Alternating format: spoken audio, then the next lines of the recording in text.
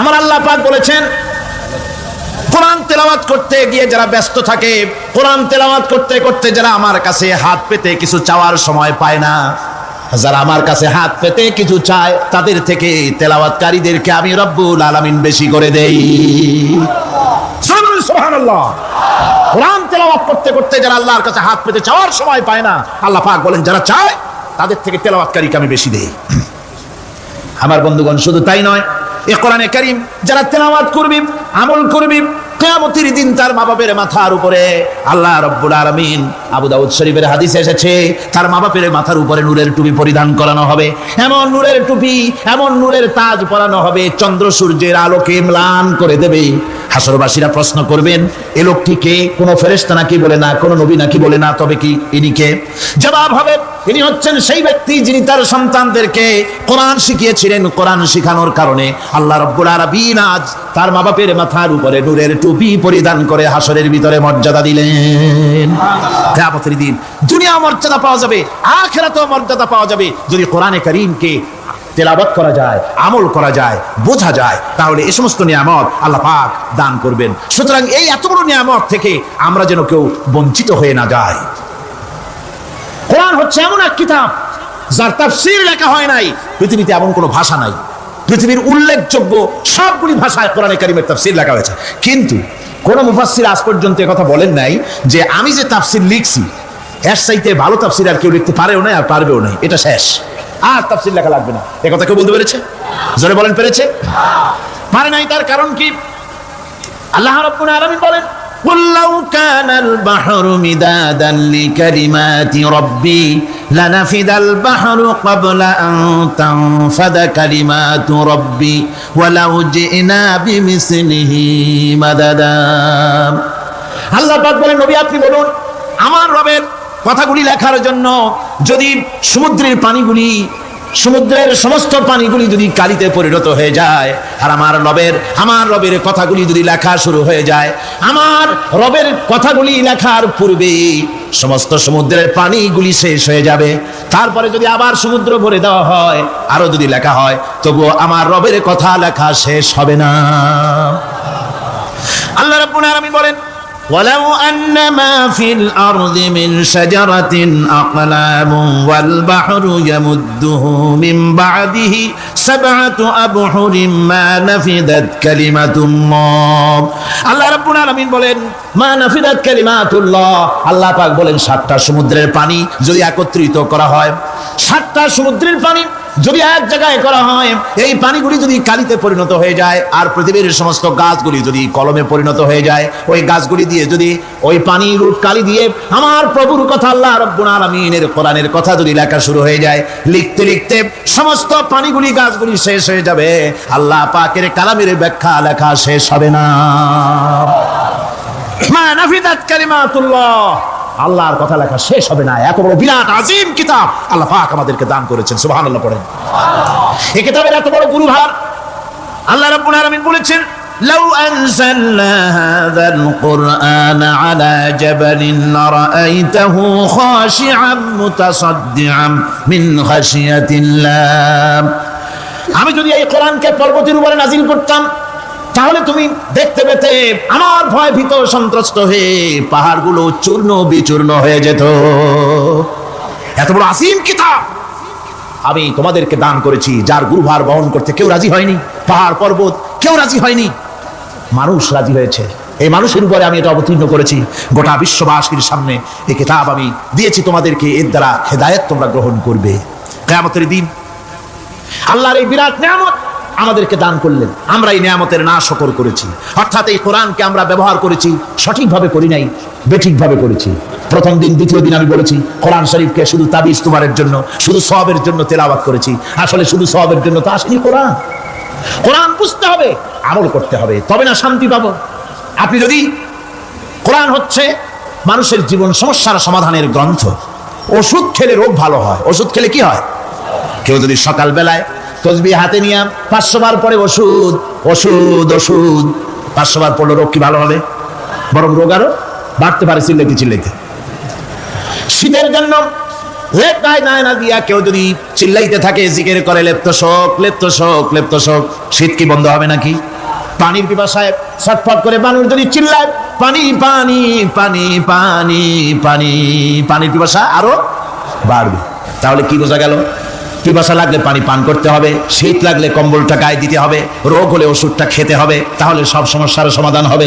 অনুরূপ ভাবে আমরা শুধু কোরআনে কারীমকে তেলাওয়াত করি সওয়াবের নিয়তে, তার হুকুমগুলি জীবনের উপরে আমল করি না বলে আজকের জীবন আমাদের বিপর্যস্ত হয়েছে। ব্যক্তিতে, পরিবারে, রাষ্ট্রে শান্তি নাই, কোথাও শান্তি নাই এই কারণে। আর কিয়ামতের দিন রাসূল আসামি করবেন তাদেরকে যারা কোরআন অমান্য করেছে। রাসূল হবেন বাদী। বাদী হবেন কে? যারা বলেন কে বাদী হবেন? রাসূল। আসামি হবে কারা? যারা কোরআন ছেড়ে দিয়েছে। আল্লাহ রাব্বুল আলামিন বলেন وقال الرسول يا رب إن قوم اتخذوا هذا القرآن مهجورا। কিয়ামতের দিন রাসূল আল্লাহর দরবারে ফরিয়াদ করবেন, আয় আমার রব, আয় আমার আল্লাহ তাআলা, এই সমস্ত লোকগুলি তোমার কালামকে, তোমার কোরআনকে অপ্রয়োজনীয় জিনিস বলে তারা পরিত্যাগ করেছিল। আমার বন্ধুগণ, কিয়ামতের দিন যখন এরা উপস্থিত হবে আল্লাহর দরবারে, আল্লাহ রাব্বুল আলামিন কোরআনের সাথে যারা ঠাট্টা করেছে, বিদ্রুপ করেছে, কোরআনের আইনকে নিয়ে যারা ঠাট্টা বিদ্রুপ মজাক উড়াইছে, কিয়ামতের দিন তাদেরকে বলা হবে ওয়াকিলা ইয়াউমা নানসাকুম কামা নাসিতুম লিকা ইয়াউমিকুম হাযা। কিয়ামতের দিন আল্লাহ রাব্বুল আলামিন কোরআনের ঠাট্টাকারী, কোরআনের বিদ্রুপকারী, কোরআনের আইনের অমান্যকারীদেরকে বলবেন আমি আজকে তোমাদের ভুলে গেলাম, যেমন করে তোমরা এই দিনে আমার সঙ্গে সাক্ষাৎকারের কথা ভুলে গিয়েছিলে। তোমরা যেমন আমার আজকের এই কিয়ামতের দিনের কথা যারা ভুলে গিয়েছিলে, আজকে আমিও তোমাদেরকে ভুলে গেলাম। এরপরে কি হবে? ওয়া মাওয়াকুমুন নার ওয়া মা লাকুম মিন নাসিরিন। আল্লাহ পাক বলেন এরপরে এদের জায়গা হবে জাহান্নাম, আর এদের সাহায্যকারীও কেউ থাকবে না, জাহান্নামে চিরকাল থাকতে হবে। এটা এই জন্য যে তারা আল্লাহর কোরআনের সঙ্গে ঠাট্টা করেছে, বিদ্রুপ করেছে, কোরআনের আইন মানে নাই, কোরআনের আইনকে অমান্য করে চলেছে। এই জন্য কিয়ামতের দিন আল্লাহ রাব্বুল আলামিন তাদেরকে শাস্তি প্রদান করবেন। কোরআন পৃথিবীর বুকে আল্লাহ নাজিল করেছেন, শুধু তেলাওয়াত করবেন ঝুলে ঝুলে, এই জন্য নয়। কি জন্য নাজিল হলো? এবার উদ্দেশ্য শুনুন। আল্লাহ পাক বলেন আর রহমান আল্লামাল কোরআন। আল্লাহ রাব্বুল আলামিন তিনি হলেন এমন দয়াবান, এমন রহমান, যিনি কোরআন শিখালেন। কি কারণে শিখালেন? কোরআন নাজিলের উদ্দেশ্য কি? আল্লাহ পাক বলেন ইন্না আনসালনা ইলাইকাল কিতাবা বিল হাক্কি লিতাহকুমা বাইনান নাসি বিমা আরাকাল্লাহ। আল্লাহ পাক বলেন এই কিতাব আমি আপনার প্রতি অবতীর্ণ করেছি এই জন্যে যাতে করে আপনি আল্লাহর প্রদর্শিত এই বিধান অনুযায়ী মানুষের উপরে বিচার ফয়সালা করতে পারেন। মানুষের উপরে আইন চলবে আল্লাহ। কার আইন? জোরে বলেন কার আইন? আলা লাহুল খালক ওয়াল আমর। সৃষ্টিজাত আইন চলবে কার? আল্লাহ পাক বলেন এই জন্য নাজিল করলাম, কোরআন নাজিল করেছি যাতে করে কোরআনের আইন দিয়ে বিচার ফয়সালা করতে পারেন, সেই জন্যই কোরআন নাজিল করলাম। আসলে আল্লাহ নবীর এই পৃথিবীতে আগমনের উদ্দেশ্য ওটাই ছিল। হুয়াল্লাযী আরসালা রাসূলাহু বিল হুদা ওয়া দীনিল হক লিইয়ুযহিরাহু আলাদ-দীনি কুল্লিহি ওয়া কাফা বিল্লাহি শাহীদা। আল্লাহ রাব্বুল আলামিন বলেন আমি আমার রাসূলকে দ্বীনে হক, সত্যের বিধান সহকারে দুনিয়ায় প্রেরণ করেছি। লিইয়ুযহিরাহু আলাদ-দীনি কুল্লিহি, আয় লিইয়ুগলিবাহু আলা সাইরিল আদিয়ান। সমস্ত আদিয়ানে বাতিলের উপরে আমার দ্বীনকে বিজয়ী করে দেওয়ার জন্য আমি রাসূলের কাছে কিতাব সহকারে তাকে অবতীর্ণ করেছি। এ দায়িত্ব শুধু মুহাম্মদ সাল্লাল্লাহু আলাইহি ওয়াসাল্লামের ছিল না, দুনিয়ার উপরে আল্লাহর দ্বীন কায়েম করা, আল্লাহর বিধান অনুযায়ী মানুষের বিচার ফয়সালার দায়িত্ব শুধু মুহাম্মদ সাল্লাল্লাহু আলাইহি ওয়াসাল্লামের ছিল না, সমস্ত নবীদের ছিল। কাদের ছিল? সব নবীদের ছিল। ফাবাসাল্লাহু আন-নাবিয়্যিনা মুবাশশিরিনা মুনজিরিন ওয়া আনজালা মা'আহুমুল কিতাবা বিল হাক্কি লিয়াহকুমা বাইনান নাস। আল্লাহ পাক বলেন সমস্ত নবীদের কাছে আমি কিতাব অবতীর্ণ করেছি এই জন্য যে তারা সহজ এবং সোজা পথে যারা চলতে চায় তাদেরকে তিনি সুসংবাদ দিবেন, আর বাঁকা পথে যারা চলবে তাদেরকে তিনি জাহান্নামের ভীতি প্রদর্শন করবেন। আর আমি তার উপরে যে কিতাব অবতীর্ণ করেছি এই কিতাব দিয়ে জনগণের উপরে বিচার ফয়সালা করবে, আইন চলবে আল্লাহর কিতাব দিয়ে। আইন চলবে কি দিয়ে? আল্লাহর কিতাব দিয়ে। আল্লাহর কিতাব অনুযায়ী জনগণকে পরিচালিত করবেন। এই জন্য আমি এই কোরআনকে নাজিল করেছি, অতীত ওই কিতাবগুলি নাজিল করেছি। কুল ইয়া আইয়ুহান নাসু ক্বাদ জাআকুমুল হাক্কু মির রাব্বিকুম। আল্লাহ পাক বলেন, নবী আপনি বলে দেন, আপনি বলুন, হে মানব সকল, আল্লাহর পক্ষ থেকে তোমাদের জন্য মহাসত্য এসেছে। এই মহাসত্য যদি অনুসরণ করো তোমাদের জন্য কল্যাণ করা হবে। ওমান দাল্লা ফাইন্নামা ইয়াদুল্লু আলাইহা। আর যদি কোরআনকে অমান্য করো, আল্লাহর কিতাবকে অমান্য করো, তাহলে তোমাদের জন্য অকল্যাণ হবে। আজ আপনারা বলেন, আল্লাহর কিতাবের আইন কি আমাদের দেশে চলে? কোরআনের আইন কি চলে? চলে না। কোরআনের আইন চলে না। আমরা কি খুব শান্তিতে আছি? খুব আরামে আছি? শ্রমিকরা তাদের শ্রমের মূল্য পায়, কৃষক তার উৎপাদিত পণ্যের সঠিক দাম পায়, নারী তার সতীত্বের মর্যাদা পায়। জনগণ কি আরামে ঘুমাতে পারে? না, জনগণ রীতিমতো দুবেলা পেট পুড়ে সমস্ত জনগণ খেতে পারে। এর একমাত্র কারণ হচ্ছে কোরআনের আইনকে অমান্য করা হয়েছে।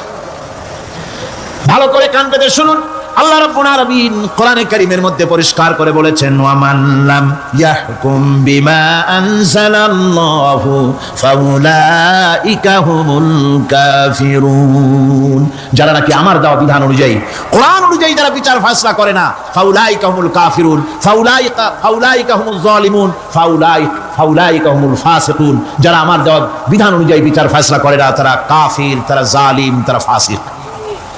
সুতরাং এর ভিতরে এই জুলমের মধ্যে জালিমদের অন্তর্গত, ফাসিকদের অন্তর্গত হয়ে বাংলাদেশের বহু মুসলমান, পৃথিবীর বহু এলাকার মুসলমান এর মধ্যে লিপ্ত হয়ে আছে। কোরআনের আইন চালু না করলে পরে, কোরআনের আইন না মানলে পরে জালিম হতে হবে, কাফির হতে হবে, ফাসিক হতে হবে। অর্থাৎ যতখানি না মানবে ততখানি এই বিশেষণে বিভূষিত হতে হবে। এক শ্রেণীর লোক আছে যারা বলে বেড়ান ধর্ম আর রাজনীতি আলাদা। বলেন কিনা? কর জোরে বলেন, বলে কিনা? ধর্ম আর রাজনীতি আলাদা। তারা বলেন আমরা ধর্ম নিরপেক্ষ থাকতে চাই। তারা কি থাকতে চায়? ধর্ম নিরপেক্ষ থাকতে চায়।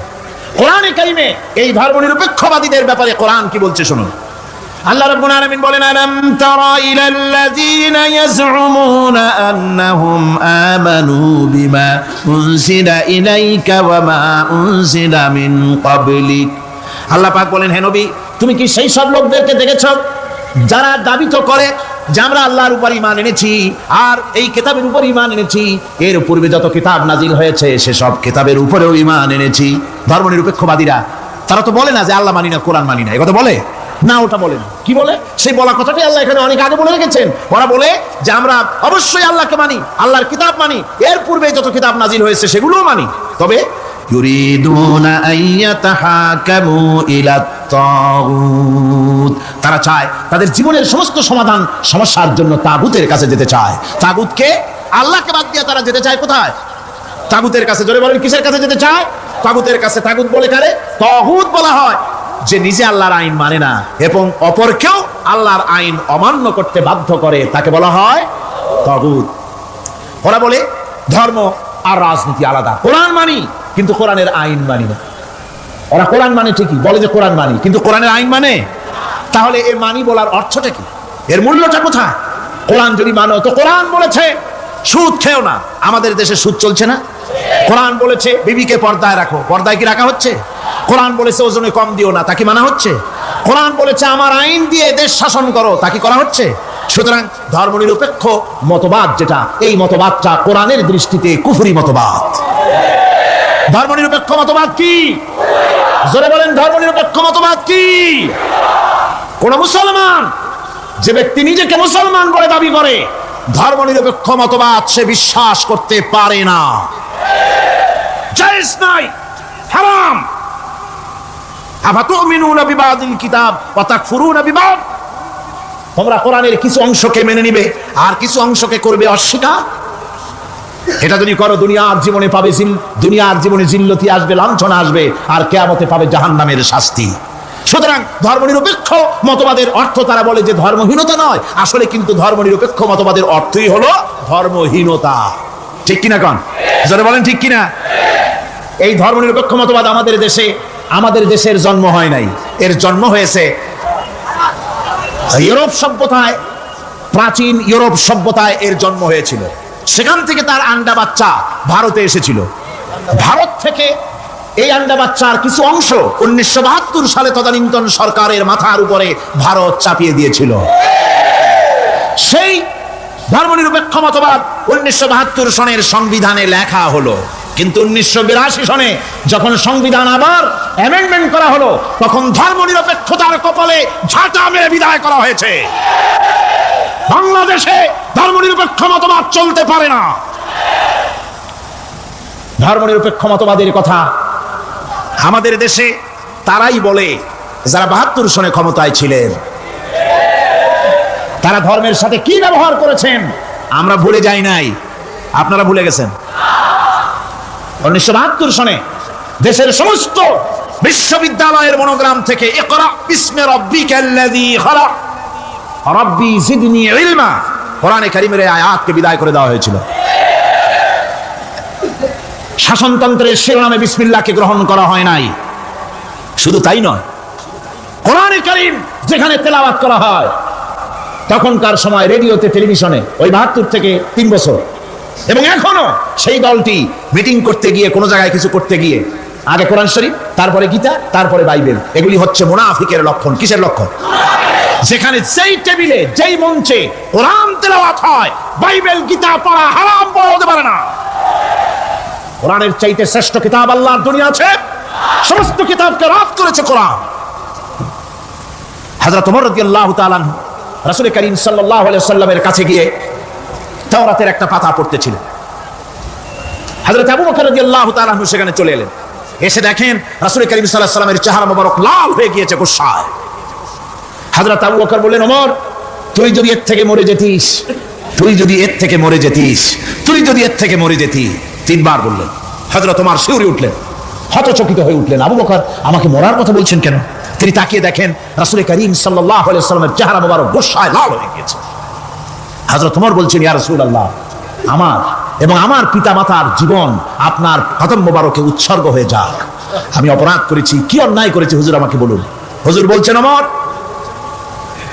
তুমি যে তাওরাতের পাতা আমার সামনে পড়তেছো, এই তাওরাত যার উপরে নাজিল হয়েছিল, সেই মুসা আলাইহিস সালাম যদি আজকে বেঁচে থাকতেন, তাহলে আমার উম্মতের ভিতরে শামিল হয়ে যাওয়া তার জন্য ফরজ হয়ে যেত। অতীতের সমস্ত কিতাবকে রদ করা হয়েছে, সমস্ত শরিয়াতকে বন্ধ করা হয়েছে। সুতরাং কোন মুসলমানের প্ল্যাটফর্মে যেখানে কোরআন তেলাওয়াত হয়, বেদ, বাইবেল, গীতা পড়া হারাম। সেখানে এই মুনাফিকরা তাও করে থাকে। আমার মুসলমান ভাইয়েরা, নজরুল ইসলাম কলেজের ইসলাম শব্দ বাদ দিয়ে নজরুল কলেজ করা হয়েছিল। সলিমুল্লাহ মুসলিম হলের মুসলিম শব্দ বাদ দিয়ে শুধু সলিমুল্লাহ হল করা হয়েছিল। তার মানে ধর্ম এদের কলিজায় আগুন জ্বালিয়ে দেয়। ইসলামের নাম বরদাস্ত হয় না, কোরআনের নাম বরদাস্ত হয় না। আর বরদাস্ত হয়নি বলেই আল্লাহ পাক তার ইন্তেকাম নিয়েছেন। আমার বক্তব্য হচ্ছে, কোরআনে কারীম পৃথিবীতে এসেছে শাসন করতে দুনিয়াকে। তার মধ্যে রয়েছে রাজনীতি, অর্থনীতি, সব কিছু। এই বিচার ফয়সালা কোরআন থেকে যারা গ্রহণ করে না, রাসূলকে যারা বিচারক মানে না, তাদের সম্পর্কে আল্লাহ পাক কি বলছেন শুনুন।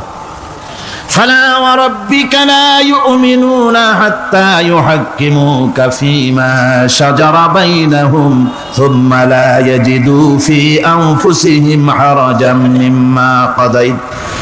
مما قضيت ويسلموا تسليما।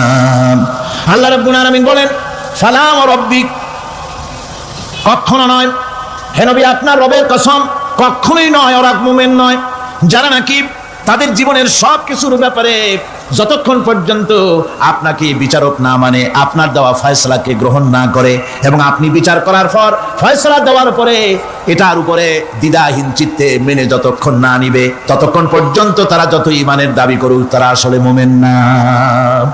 এ ফতোয়া কার? এ ফতোয়া কার? আল্লাহ রাব্বুল আলামিনের ফতোয়া। কখনো মুমিন হতে পারবে না যারা রাসূলুল্লাহকে ফয়সালাকারী হিসেবে গ্রহণ না করবে, কোরআনকে সংবিধানের উৎস হিসেবে গ্রহণ না করবে। কোরআন এসেছে আইনের কিতাব হিসেবে পৃথিবীর মানুষকে পরিচালিত করার জন্য। আজ এই কোরআনের আইন যারা মানে সেখানে শান্তি পায়, কোরআন যেখানে মানে না সেখানে শান্তি হয় না। আল্লাহ পাক পরিষ্কার বলেছেন কোরআনের আইন মেনে চলো। আর যারা এই কোরআনকে অমান্য করবে তাদের শাস্তি কি হবে? আল্লাহ পাক বলেন, আল্লাযীনা কাযযাবু বিল কিতাবি ওয়া বিমা আরসালনা বিহি রুসুলানা ফাসাউফা ইয়ামালুন।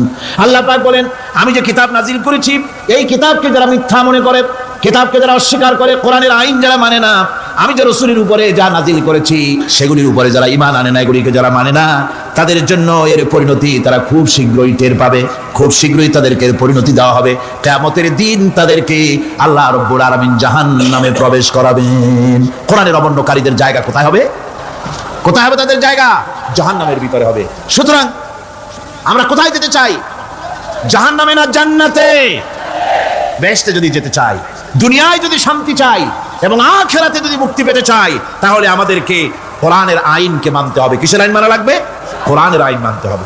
কোরআনে কারীমের নাজিল হলো, আল্লাহ পাক যে কোরআন আমাদের শিখালেন, আর রহমান আল্লামাল কোরআন, যে কোরআন তিনি আমাদের শিখালেন। এই কোরআন নাজিলের পদ্ধতি ছিল মদিনা এবং মক্কা। রাসূলের মক্কি জিন্দেগিতে কিছু নাজিল হয়েছে, আর মদনী জিন্দেগিতে নাজিল হয়েছে কিছু। মক্কা শরীফে যেগুলি নাজিল হয়েছে সে সূরাগুলো ছিল তাওহীদ, রিসালাত এবং আখিরাতের উপরে নির্ভর করে। আর মদনী সূরা যেগুলি ছিল সেগুলি ফৌজদারি দণ্ডবিধি, উত্তরাধিকারী আইন, তারপরে যাকাত, ওসর, যুদ্ধ, সন্ধি, বন্দী, এরপরে রয়েছে স্বরাষ্ট্রনীতি, পররাষ্ট্রনীতি, অর্থনীতি, জীবন পরিচালনার সমস্ত বিধি আর ব্যবস্থা মদনী জিন্দেগির সূরাগুলিতে, অবতীর্ণ সূরাগুলিতে আল্লাহ রাব্বুল আলামিন নাজিল করেছেন। কোরআন শরীফ মানুষের সকল সমস্যার সমাধান দিয়েছে। এখানে আমি এখন তার কিছু নমুনা পেশ করছি আপনাদের সামনে, আপনাদের বোঝার জন্য যে কোরআন। অনেকে বলে যে কোরআনের তাফসীরের ভেতরে রাজনীতির আলোচনা হয়। রাজনীতি সেইটুক করি যেটুকুন আল্লাহ কোরআনে করেছেন। জয় কোরআন, আলহামদুলিল্লাহ। এর থেকে বাড়ায় কিছু বলি নাকি? না। কোরআন যেটুকুন করেছে, রাসূলুল্লাহ যেটুকুন করেছে, একজন মুসলমান হিসাবে তা করা আপনার আমার জন্য কি? সুন্নত, নফল। ওটা করা কি ধরে কর, এটা করা আমাদের জন্য ফরজ। সেই জন্য আমি কিছু নমুনা পেশ করছি আপনাদের সামনে, বুঝতে পারবেন যে কোরআন শুধু নামাজের কথা নিয়ে আসে নাই। কোরআনের মধ্যে আয়াত সংখ্যা কত? ৬,৬৬৬। এটা ঠিক না, কিছু কম আছে। ৬,০০০ কয়েক শত, ভালো করে গুণে দেখা দরকার। তো এই যে আয়াতে কারিমা যেগুলি রয়েছে, এর মধ্যে মাত্র ৫০০ আয়াত হচ্ছে হুকমে শরঈ। ভালো করে শুনুন, ৫০০ আয়াত আদেশ এবং নিষেধ জাতীয়। এটা করো, ওটা করো না, এটা হালাল, ওটা হারাম। এ হলো ৫০০। তো এই যদি ৫০০ হয় তাহলে বাকি ৬,০০০ কি? বাকি ৬,০০০ ইতিহাস, দর্শন, বিজ্ঞান, রাজনীতি, অর্থনীতি, সমাজনীতি, উত্তরাধিকারী আইন, পররাষ্ট্রনীতি, স্বরাষ্ট্রনীতি, মানুষের জীবনে যা দরকার, ইহকাল, পরকাল, কবর, হাসর, মিজান, সিরাত, জান্নাত, জাহান্নাম, এসব কিছু আল্লাহ পাক বাকি হাজার হাজার আয়াতের মধ্যে বলেছেন। তো ৫০০ আয়াতের পরিচিতি আমাদের জানা আছে, নামাজ, রোজা, হজ, যাকাত, হালাল, বৈধ, অবৈধ ইত্যাদি সম্পর্কে। কিন্তু বাকি আয়াতগুলিতে আমাদের জীবন পরিচালনার ব্যাপারে আল্লাহ পাকের কথা শুনুন, কিভাবে এ কথাগুলি আল্লাহ পাক আমাদের বলছেন। বিচার পদ্ধতি সম্পর্কে শুনুন। কোরআন যে বিচার পদ্ধতি আমাদেরকে দিয়েছেন, নিরঙ্কুশ ন্যায় বিচারের কথা কোরআন বলেছে। কোরআন বলেছে বিচার হতে হবে কি ধরনের? ওয়াইদা হাকামতুম বাইনান নাসি আন তাহকুমু বিল আদল। কোরআন শরীফ বলেছে তোমরা যখন লোকদের মাঝে বিচার ফয়সালা করবে তখন অবশ্যই সুবিচার করবে, জাস্টিস, ন্যায় বিচার করবে। এই ন্যায় বিচার করতে গিয়ে তোমার সামনে যদি বিজাতীয় কোনো লোক আসামি হয়ে দাঁড়ায়, অমুসলিম, তখন বিচারটা কিভাবে করবে? কোরআনে কারীম বলছে ওয়ালা ইয়াজরিমান্নাকুম শানাআনু কওমিন আলা আল্লা তা'দিলু। কোন বিশেষ শ্রেণীর বিচার কাজ করতে গিয়ে, কোন বিশেষ শ্রেণী বা জাতির বিচার কার্য পরিচালনা করতে গিয়ে তাদের প্রতি বিদ্বেষ যেন তুমি যেন জুলুম করে না বসো, তখন যেন তুমি ইনসাফ করতে পারো, তাদের উপরে জুলুম করবে না। সে যদি তোমার জাতের লোক না হয়, বিচার করতেছে, তুমি বিচারক হিসাবে সঠিক বিচার করবে, বিচারের মানদণ্ডকে কখনো হেলাদোলা করবে না, ভালো সুবিচার করবে। এটা হচ্ছে কোরআনে কারীমের কথা। আর আত্মীয় স্বজনের বিচার সম্পর্কে বলা হচ্ছে যে তোমরা বিচার নিয়ে, সুবিচার নিয়ে তোমরা দাঁড়াও, দণ্ডায়মান হও, সুবিচার নিয়ে মুসলমানেরা তোমরা যখন বিচার করবে, তখন এই বিচার করতে গিয়ে ওয়ালাউ আলা আনফুসিকুম আবিল ওয়ালিদাইনি ওয়াল আকরাবিন, সে যদি তোমার নিজের বিরুদ্ধেও যায় বিচার, তা যদি তোমার সন্তান সন্ততি, ভাই ব্রাদার, মা বাপ ইত্যাদির বিরুদ্ধেও যদি চলে যায়, ইয়াকুন গানিয়ান আও ফাকিরান, যদি সে গরিব হয়, যদি সে ধনীও হয়, বিচারের বেলায় কোনো রকম তারতম্য করবে না, আপন হোক পর হোক, বিচার করতে হবে সঠিক। এটা কার কথা? আল্লাহ। জোরে বলেন, কার কথা? পৃথিবীর কোন ধর্মগ্রন্থে কথা বলেছে? পৃথিবীর কোন জাতি কথা বলেছে? কোরআন বলেছে এই সুবিচারের কথা। সুবিচার করতে হবে, বিচারের বেলায় খবরদার আপন পর এবং কোন ধর্মের লোক এই চিন্তা করতে যেও না। কোরআনে কারীমের মধ্যে রয়েছে ফৌজদারি দণ্ডবিধি, জুডিশিয়াল ল, ফৌজদারি দণ্ডবিধি। এখানে একটা কথা বলে নিতে হয়, আল্লাহর আইন, মূল কথাটা কি? আল্লাহর আইন। আল্লাহর আইনের কথা শোনা মাত্রই এক শ্রেণীর লোকেরা মনে করে আল্লাহর আইন মানেই হলো হাত কাটা, আল্লাহর আইনের অর্থই হলো গলা কাটা, আল্লাহর আইনের অর্থই হলো দৌড়া মারা। এটা একটা বাজে কথা। আল্লাহ পাকের আল্লাহ কি এইরকম একটা বদমেজাজি দারোগার মতো আল্লাহ যে মানুষ পাইলেই খালি পিটাবে আর হাত কাটবে? একটা কথা হইল? হাত কাটা, গলা কাটা, এটা কখন সুবিচার প্রতিষ্ঠিত হয়ে যাবে, খাওয়া পড়ার গ্যারান্টি মিলবে, তারপরে যদি কেউ চুরি করে দৃষ্টান্তমূলক শাস্তি দাও হাত কেটে। এর আগে না। মদিনা মুনাওয়ারায় হযরত ওমর রাদিয়াল্লাহু তাআলা আনহুর সময় অনাবৃষ্টির কারণে দুর্ভিক্ষ দেখা দিয়েছিল। তখন হযরত ওমর জাস্টিসদেরকে, ম্যাজিস্ট্রেটদেরকে ডেকে পরিষ্কারভাবে এলান করে দিয়েছিলেন, এখন যদি কোনো চোর ধরা পড়ে, এই দুর্ভিক্ষ চলাকালীন কোন চোর যদি ধরা পড়ে আর প্রমাণিত হয় পেটের জ্বালায় চুরি করেছে, খবরদার তার হাতকে তোমরা কাটবে না, খবরদার হাত কাটবে না। ইসলাম তো আগে পেটে দেয়। আগে কোথায় দেয়? পেটে, তারপরে দেয় পিঠে, আগে দেয় না। মানুষের খাওয়া পড়া, শিক্ষা, চিকিৎসা, বাসস্থান সবটার গ্যারান্টি দেওয়া হয়। মদিনায় যখন এই গ্যারান্টি এসে গেল, চোরের হাত কাটা আইন মক্কায় নাজিল হয় নাই, নাজিল হয়েছে মদিনা মুনাওয়ারায় রাসূলের মদনী জিন্দেগিতে। কোন সময়? যখন রাসূলুল্লাহ প্রেসিডেন্ট। রাসূলুল্লাহ কি? জোরে কোন রাসূলুল্লাহ কি? রাষ্ট্রপতি। সেই সময় মানুষ দরজা খুলে ঘুমাবার সুযোগ পেল, খাওয়া পড়া, শিক্ষা, চিকিৎসা, বাসস্থানের গ্যারান্টি পেল। এই সময় আল্লাহ রাব্বুল আলামিন তিনি যখন দেখলেন ইসলামী সমাজ ব্যবস্থা কোরআনের আইনের মাধ্যমে মানুষ সব রকমের নিরাপত্তা লাভ করেছে, পেটের সমস্যার সমাধান হয়ে গেছে, তখন আল্লাহ আইন জারি করলেন, আস-সারিকু ওয়াস-সারিকাতু ফাকতাউ আইদিয়াহুমা, চোর পুরুষ হোক আর নারী হোক উভয়ের হাত কেটে দাও। পুরুষ হোক আর নারী হোক এখন উভয়ের হাত কেটে দাও। দৃষ্টান্তমূলক শাস্তি হোক, যাতে করে এই চুরি আর না কেউ না করে। পেটে খাবার আছে, চাকরি আছে, ওষুধ আছে, শিক্ষা আছে, থাকার মতো জায়গা আছে, এখন চুরি করো কেন? তাহলে বোঝা যাবে এটা নেশায় পরিণত হয়েছে। কি হয়েছে? নেশা। তখন তো আর চোরকে বসায় সেলুট মারা আর যাবে না, এখন হাতটা কাটিয়া একটা শাস্তি দিয়ে দাও। আমাদের দেশে কিন্তু চোরের হাত কাটা আইনের ব্যাপারে কোনো চোরের আজ পর্যন্ত মিছিল করে না। বাংলাদেশের কোনো ছোট ছোট চোর, যেমন তাল চোর, বেল চোর, কচু চোর, ছাতি চোর, জুতা চোর, আর যত ছোট ছোট চোর, এই সব চোরেরা কি কোনোদিন মিছিল করেছে যে চোরের হাত কাটা আইন মানি না, মানবো না? বলেছে কেউ? কিন্তু এই আইনের বিরুদ্ধে সোচ্চার কারা? কোন চোরেরা? নিশ্চয়ই ছোট চোরেরা না, বড় চোর, যারা তাল বেল চুরি করে না, বরং কলমের খোঁচা দিয়া সরকারের, জনগণের লক্ষ কোটি কোটি টাকা পকেটস্থ করেন মেহেরবানি করে। ওইসব তারা মনে করেন যদি এই আইন চালু হয়ে যায় তাহলে তালচোর বেলচোরের তো কোনো ক্ষতি নাই, ইসলামী রাষ্ট্র চালু হলে পরে তো সকলের পেটে ভাত আসবে, ওই তাল বেল আর চুরি করা লাগবে না, তাদের তো সুবিধা। কিন্তু মুসিবতটা তো আমাদের হবে, বেশি খাইয়া খাইয়া জিহ্বা পুরু হয়ে গেছে। এখন ওই বেশি খাইতে না পারলে বদভ্যাস চালু হয়ে যাবে, চুরি করতে যখন যাইবে তখন এই আইন তো বিসমিল্লাহ হবে আমাদের দিয়া। এই জন্য ওনারাই বিরোধিতা করেন চরমভাবে। আমার বন্ধুগণ, কোরআনের আইন বন্ধ করার ক্ষমতা কারো নাই। আইন চালু হলে পরেই শান্তি আসবে। ওরা বিরোধিতা করছে, ওরা বলছে চোরের হাত কাটা আইন এটা হচ্ছে একটা অমানবিক ব্যাপার। আইনটা কার? আল্লাহ। মানুষগুলি কার? তো তোমারা তো দরদ কেন? মায়ের চাইতে মাসির দরদ বেশি, এটা কি খুব সুলক্ষণ? না, এটা দারুণ কুলক্ষণ। সুতরাং আল্লাহ রাব্বুল আলামিন তার আইন হচ্ছে শাশ্বত আইন।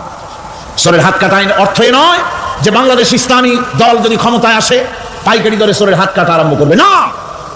ততক্ষণ পর্যন্ত আইন চালু হবে না যতক্ষণ পর্যন্ত সমস্ত মানুষ তাদের কর্মসংস্থান না হবে, খাবার না পাবে, চাকরি বাকরি না হবে, খেয়ে পরে খাওয়া পড়া, শিক্ষা, চিকিৎসা, বাসস্থান সবটার গ্যারান্টি মিলবে, তারপরে আইন চালু হবে, এর আগে না। আল্লাহ রাব্বুল আলামিন ফৌজদারি দণ্ডবিধি আওতার ভিতরে চোরের কি শাস্তি হবে তা বললেন। নরহত্যার শাস্তি কি হবে তাও আল্লাহ পাক এখানে বলছেন, ইয়া আইয়ুহাল্লাযীনা আমানু কুতিবা আলাইকুমুল কিসাসু ফিল কাতলা। আল্লাহ পাক বলেন তোমাদের প্রতি নরহত্যার শাস্তি স্বরূপ কিসাস নির্দিষ্ট করা হয়েছে, অর্থাৎ হত্যার বদলে হত্যা করা। একজন মানুষ আর একজন মানুষকে হত্যা করেছে, কোরআনের আইন হচ্ছে ওকেও হত্যা করো। কি সুন্দর আইন, সুবহানাল্লাহ পড়েন। তাহলে কি হবে? রেডিও, টেলিভিশনে, পত্র পত্রিকার মাধ্যমে যদি খবর ছড়ানো হয় যে হত্যাকারীর বিচার হবে কোরআনের আইন অনুযায়ী, প্রকাশ্য রাজপথে হত্যাকারীকে তাকেও যদি হত্যা করে দেওয়া হয়, এই দৃশ্য উপস্থিত জনতা যত দেখবে, পত্রপত্রিকায় খবর পাবে, টেলিভিশনের পর্দায় দেখতে পাবে, যারা দেখলো এই সব লক্ষ লক্ষ জনতার ভেতরে মানুষ হত্যা করার দুঃসাহস আর আসবে? আল্লাহ পাক বলছেন এটা হচ্ছে মানুষের ইহসাস, এর মধ্যে রয়েছে মানুষের জীবন। এরপরে নরহত্যার শাস্তি আল্লাহ পাক এভাবে কোরআনে কারীমের মধ্যে বললেন। জিনার শাস্তি, আয-যানিয়াতু ওয়াজ-যানি ফাজলিদু কুল্লা ওয়াহিদিন মিনহুমা মিআতা জালদা। আল্লাহ রাব্বুল আলামিন বলেন জিনাকারিনী পুরুষ, জিনাকারিনী নারী আর জিনাকারা পুরুষ, তাদের শাস্তি হচ্ছে উভয়কে 100 করে দৌড়া মারা, প্রাণদণ্ড দিয়ে দেওয়া। এই শাস্তি যদি হয় জিনা বন্ধ হয়ে যাবে, বিবাহ সহজ হবে। ইসলামী রাষ্ট্র হলে পরে জিনা করা কঠিন হবে, বিবাহ করা সহজ হয়ে যাবে।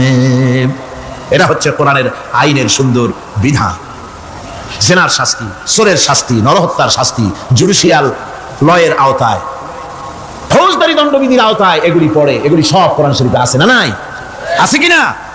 তাহলে কি করে আপনি বলবেন আপনি ধর্ম নিরপেক্ষ? আপনি শুধু ধর্ম আপনার ব্যক্তিগত ব্যাপার আর রাজনীতি একটা আলাদা ব্যাপার। এবারে আল্লাহ রাব্বুল আলামিন মদ পান সম্পর্কে, যারা মদ পান করবে, জুয়া খেলবে যারা, তাদের সম্পর্কে মদ্যপায়ীদের ব্যাপারে আল্লাহ পাক বলছেন ইন্নামাল খামরু ওয়াল মাইসিরু ওয়াল আনসাবু ওয়াল আজলামু রিজসুম মিন আমালিশ শাইতানি ফাজতানিবুহু। আল্লাহ পাক বলেন নিঃসন্দেহে মদ, জুয়া এবং পাশা, এই সমস্ত খেলাকে, এই সমস্ত জিনিসকে নাপাক ঘোষণা করা হয়েছে। এগুলি সব হতেছে শয়তান কর্তৃক উদ্ভাবিত নোংরা কাজ। এগুলি শয়তানের কাজ। মদ আর জুয়া কার কাজ? যারা বলেন কার কাজ? শয়তানের কাজ। সুতরাং ফাজতানিবুহু, এর থেকে তোমরা ফিরে থাকো। আল্লাহ বলছেন মদ এবং জুয়া মানুষকে আল্লাহর জিকির থেকে ফিরায় রাখে। ফাহাল আনতুম মুনতাহুন, এগুলি শোনার পরেও কি তোমরা এর থেকে ফিরে থাকবে না? এবার আল্লাহ রাব্বুল আলামিন ওজনে কম দেওয়া সম্পর্কে বলছেন। যারা ব্যবসায়ী, অনেক ব্যবসায়ী আছে, ব্যবসা করতে গিয়ে ধর্ম ব্যক্তিগত ব্যাপার, ব্যবসার মধ্যে ধর্ম নিতে চাই না। কয় যে ধর্ম দারুণ পবিত্র জিনিস, এত পবিত্র, শুধু মসজিদে থাকবে, শুধু মাদ্রাসায় থাকবে, আমার জীবনের বিস্তীর্ণ অঙ্গনে ধর্ম ঢুকতে পারবে না। তার মানে ভাবখানা এই, আল্লাহ এবং রসুলকে বলে দেওয়া হচ্ছে হে আল্লাহ, হে রসুল, তোমাদের উপরে 144 জারি করে দিলাম, শুধু মসজিদে আর খানকায় থাকো, মাদ্রাসায় থাকো, আমাদের জীবনের বিস্তীর্ণ অঙ্গনে তোমাদের কোনো প্রবেশের অধিকার নাই। জোরে কর নাউজুবিল্লাহ। আল্লাহ পাক মানুষের জীবনের সকল ক্ষেত্রে আইন চলবে আল্লাহ। ইনিল হুকমু ইল্লা লিল্লাহ। আইন চলবে কার? ওই আল্লাহ রাব্বুল আলামিন বলেন ওজনে কম দিও না। ওয়াউফুল কাইলা ইযা কিলতুম ওয়াজনু বিল কিসতাসিল মুস্তাকিম। মেপে যখন কোনো জিনিস দিবে পরিমাপে কম দিবে না, ওজন করে যখন দিবে ওজনেও কম দিবে না। আল্লাহ পাক কোরআনে কারীমের মধ্যে সুন্দর করে সব কথা বলে দিলেন। ওজনে কম করো না, পরিমাপে কম করো না, সঠিকভাবে এটাকে দিও। এতিমের মাল সম্পর্কে কোরআন বলছে ওয়ালা তাকরাবু মালাল ইয়াতীমি ইল্লা বিল্লাতী হিয়া আহসান। এতিমের মাল ভক্ষণ করা তো দূরের কথা, এর নিকটবর্তী হয় না। তবে হ্যাঁ, এতিম বয়সপ্রাপ্ত হওয়া পর্যন্ত যদি আমানত রাখো সেটা ভিন্ন কথা, কিন্তু এতিমের মালকে ভক্ষণ করো না অবৈধভাবে। এতিমের মালের সুরক্ষার জন্য আল্লাহ পাক বলে দিলেন। অশ্লীলতা সম্পর্কে, আজকে সমাজে অশ্লীলতা চলছে, বেহায়ামি, নগ্নতা চলছে, এ সম্পর্কে আল্লাহ পাক বলছেন কুল ইন্নামা হারামা রাব্বিয়াল ফাওয়াহিশা মা যাহারা মিনহা ওয়া মা বাতান। আল্লাহ পাক বলেন হে নবী, আপনি বলে দেন আমার প্রভু নিঃসন্দেহে প্রকাশ্য এবং অপ্রকাশ্য সব রকমের নির্লজ্জতা এবং পাপাচারকে নিষিদ্ধ ঘোষণা করেছেন, হারাম করে দিয়েছেন। প্রকাশ্য এবং অপ্রকাশ্য সব রকমের পাপাচারকে, নির্লজ্জতাকে আল্লাহ পাক নিষেধ করেছেন। আজকে আমাদের দেশের টেলিভিশনে যে সমস্ত নির্লজ্জ বিজ্ঞাপন দেওয়া হয়, নারী দেহের যে সৌন্দর্য প্রদর্শনী করা হয়, এ কি কোনো মুসলমান দেশের করা উচিত? কোন মুসলমানদের জন্য এটা কি বৈধ? আজ নির্লজ্জতা, বেহায়ামি ছড়িয়ে পড়ছে চতুর্দিকে। আল্লাহ পাক নিষেধ করছেন, হারাম করে দিয়েছেন। প্রকাশ্য অপ্রকাশ্য সব রকমের নির্লজ্জতা আল্লাহ পাক। তাদের কাছে মজা লাগে, কবিতা পাঠের আসর, গানের আসর, পুঁথি পাঠের আসর, নাচ, নাটক, গল্প ইত্যাদি তাদের কাছে মজা লেগেছে। আমার কোরআনকে তারা ছেড়ে আপনার কোরআনকে তারা উপহাস করেছে। এই উপহাস করার কারণেই মুসলমানদের এই চরম অবনতি। আল্লামা ইকবাল বলেছেন, ও জামানা মে मुअज़्ज़ज़ थे मुसलमान होकर और तुम खार बने हो तारिके कुरआन होकर। সে যুগের মানুষেরা কোরআনকে সম্মান করে দুনিয়ার বুকে মর্যাদা তারা পেয়েছিলেন, আর আজকে কোরআনকে না মেনে কোরআন থেকে দূরে সরে গিয়ে মানুষেরা আজ চরমভাবে জিল্লতির মধ্যে পড়ে গিয়েছে। কাজেই আল্লাহ রাব্বুল আলামিনের নবী কিয়ামতের দিন মামলা দায়ের করবেন, বড় মুশকিল হয়ে যাবে মুসলমানদের জন্য, বিপদে পড়ে যেতে হবে। সেজন্য রসুল যে মামলা দায়ের করবেন ওই মামলায় যেন আমরা আসামি না হয়ে যাই, তার জন্য আমাদের দায়িত্ব হলো কোরআন পড়তে হবে, কোরআন বুঝতে হবে, আর কোরআন অনুযায়ী নিজেদের জীবনকে পরিচালিত করতে হবে। যারা এই কোরআনকে মানবে না, কোরআনের ফয়সালা অনুযায়ী জীবনের ফয়সালা করবে না, তাদের সম্পর্কে আল্লাহ পাক বলেছেন ওয়ামান লাম ইয়াহকুম বিমা আনজালাল্লাহু ফাউলাইকা হুমুজ জালিমুন। যারা এই কোরআন দিয়ে বিধান দিয়ে বিচার ফয়সালা করে না তারা জালিম, তারা কাফের, তারা ফাসিক, যারা নাকি কোরআন দিয়ে বিচার ফয়সালা করে না। সুতরাং কোরআনের একটি রাজ কায়েম করার জন্য চেষ্টা করতে হবে, সম্মিলিতভাবে চেষ্টা করতে হবে, যাতে করে সমাজে কোরআনের রাজ কায়েম হয়ে যায়। শুধু তেলাওয়াতের মাধ্যমে নয়, বরং বাস্তবে কোরআনকে জমিনে প্রতিষ্ঠার জন্য সর্বাত্মক প্রচেষ্টা চালাতে হবে মুসলমানদেরকে। আমরা কি সেই প্রচেষ্টা চালাতে রাজি আছি? যারা বলেন রাজি আছি। আল্লাহ রাব্বুল আলামিন বলেন, আমি প্রত্যেক নবীর জন্য দুষ্কৃতকারীদেরকে দুশমন বানায় দিয়েছি, অর্থাৎ এই দুশমনি চলতে থাকবে। হঠাৎ করে ফেরেশতারা এসে জমিনে দিন কায়েম করে দিয়ে যাবেন, এজন্য সংগ্রাম করতে হবে, এজন্য কষ্ট করতে হবে। আর আল্লাহ পাক বলেন, নবীকে বলছেন আপনাকে সাহায্য করার জন্য, সত্য পথ দেখাবার জন্য আর সাহায্য করার জন্য আমি আল্লাহ আপনার জন্য যথেষ্ট। যখন দিন কায়েমের জন্য সংগ্রামে মানুষ লিপ্ত হয়ে যাবে, আল্লাহ পাক বলেন শত্রুদের হাতে অসহায় করে আমি তোমাদের ছেড়ে দেব না। ওয়া কানা হাক্কান আলাইনা নাসরুল মুমিনিন। মুমিনদের সাহায্য করা আমি আল্লাহর জন্য ওয়াজিব, মুমিনদের জন্য সাহায্য করা আল্লাহর কি হক। আল্লাহ বলেন আমি মুমিনদেরকে সাহায্য করব, ভয় পাইও না। ওয়ালা তাহিনু ওয়ালা তাহজানু ওয়া আনতুমুল আলাউনা ইন কুনতুম মুমিনিন। কোনো ভয় নাই, কোনো চিন্তা নাই, যদি মুমিন হও আমি আল্লাহ তোমাদেরকে বিজয়ী করব। মুমিন হওয়া লাগবে, আর যদি মুমিন না হও তাহলে বারবার মতো কাফেরের দেশ ভয় দেখাবে, ভয়ের চোটে চিত হয়ে পড়বা। বুঝলেন?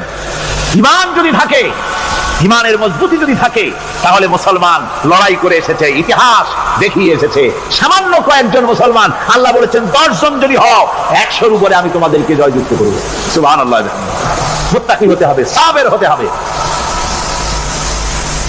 মুসলমান হলে তার তো ভয়ের কিছু নাই, সে লড়াই করে অস্ত্রের জোরে নয়, জনবলে সৈন্যদের শক্তির জোরে নয়, সে লড়াই করে আল্লাহ রহমতের উপরে ভরসা করে, ইমানের জোরে। কিসের জোরে?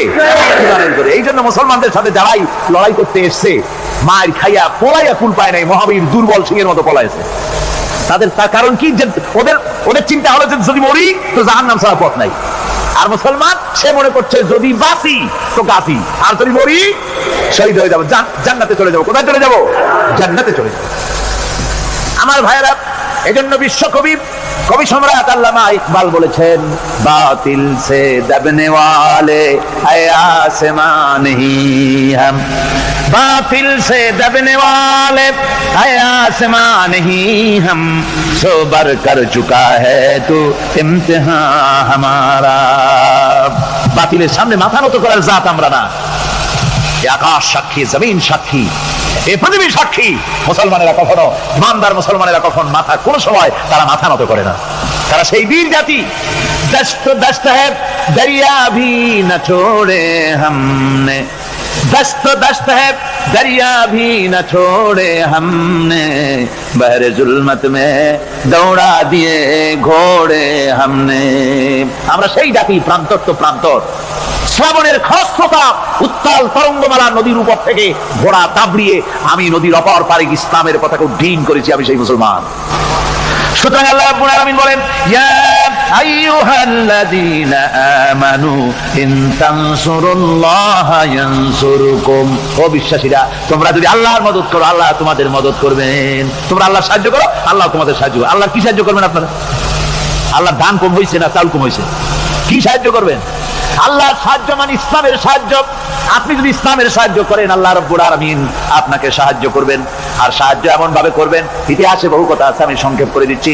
বদরের প্রান্তরে মাত্র কয়েকজন মুসলমান, আল্লাহ পাক তাদেরকে কিভাবে জিতালেন। আল্লাহ পাকের ওই কবি বলতেছেন, ফেজায়ে বদরে পায়দা কুন ফেরেশতে তেরি নুসরত কো উতার सकते गर्दों से कतर अंदर कतर अभी। বদরের প্রান্তরে মুসলমানদের ইমান ছিল, ওই ইমান যদি তোমরা আনতে পারো তাহলে আমি আল্লাহ রাব্বুল আলামিন কাতারে কাতারে ফেরেশতা তোমাদের জন্য অবতীর্ণ করে দিতে পারি। সুবহানাল্লাহ। وقال الذين كفروا لولا نزل عليه القرآن جملة واحدة كذلك لنثبت به فؤادك ورتلناه ترتيلا। আল্লাহ পাক কোরআন শরীফের মধ্যে বলেছেন, একজন যদি হও ইমানদার মুত্তাকি 10 জনের উপরে বিজয়ী হবে, 10 জন যদি হও 100-এর উপরে বিজয়ী হবে, 100 যদি হও 1000-এর উপরে বিজয়ী করব। জোরে বলেন সুবহানাল্লাহ। কবি বলতেছেন, ফিজায়ে বদরে পয়দা কুন ফেরেশতে তেরি নুসরত কো উতার सकते गर्दों से कतर अंदर कतर अभी। বদরের মুসলমানদের মতো ঈমান আনো, তাহলে আকাশ থেকে কাতারে কাতারে ফেরেশতা নাজিল করে দিয়ে আল্লাহ পাক তোমাদেরকে সাহায্য করবেন। সুবহানাল্লাহ। সে আল্লাহ আছে না নাই? জোরে বলেন, আছে না নাই? সেই আল্লাহ রাব্বুল আলামিন কোরআনে কারীমের ভিতরে আয়াতুল কুরসির মধ্যে বলে দিয়েছেন, আল্লাহু লা ইলাহা ইল্লা হুয়াল হাইয়ুল কাইয়্যুম। প্রাণ খুলে সবাই পড়েন, বসা মানুষ দাঁড়ানো মানুষ। আল্লাহু লা ইলাহা ইল্লা হুয়াল হাইয়ুল কাইয়্যুম।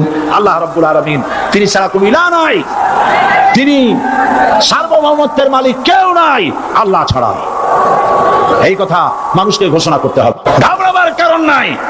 এর অর্থ এই নাই যে আপনারা কালেমার দাওয়াত দিবেন আর রাষ্ট্র শক্তি আপনার পিটাইতেই থাকবে, আপনার কোনদিন আপনার সুদিন ফিরে আসবে না। বিষয়টা কেমন না, আমার আল্লাহর ওয়াদা শুনুন, ওয়ালা তাহিনু ওয়ালা তাহজানু ওয়া আনতুমুল আলাউনা ইন কুনতুম মুমিনিন।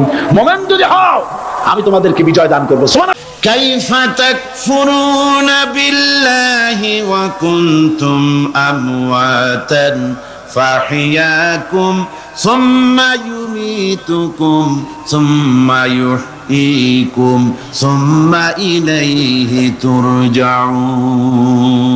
হে মানুষ, তোমরা কিভাবে কুফরি করো, অস্বীকার করো, আল্লাহর সাথে নাফরমানি করো? কিভাবে করো?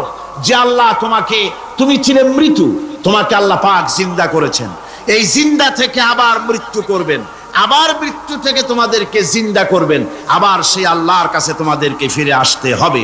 সুতরাং মানুষ জন্মের পূর্বে সব মৃত্যু ছিল, একথা তো আজ বিজ্ঞান সম্মত কথা, বৈজ্ঞানিক সত্য কথা। মানুষ জন্মের আগে মৃত্যু ছিল। কিভাবে? মানুষের উৎপত্তি থেকে এলো, কোরআনে কারীম তা পরিষ্কার করে বলছে তোমাকে কিভাবে সৃষ্টি করেছে। তুমি দেখো, সন্তান মায়ের জরায়ুতে আসার পূর্বে সে ছিল পিতার শুক্রকীট আর মায়ের ডিম্বাণু, অর্থাৎ স্পার্মটোজন এবং ওভাম, এই দুটি জিনিসের মধ্যে সে বিভক্ত ছিল।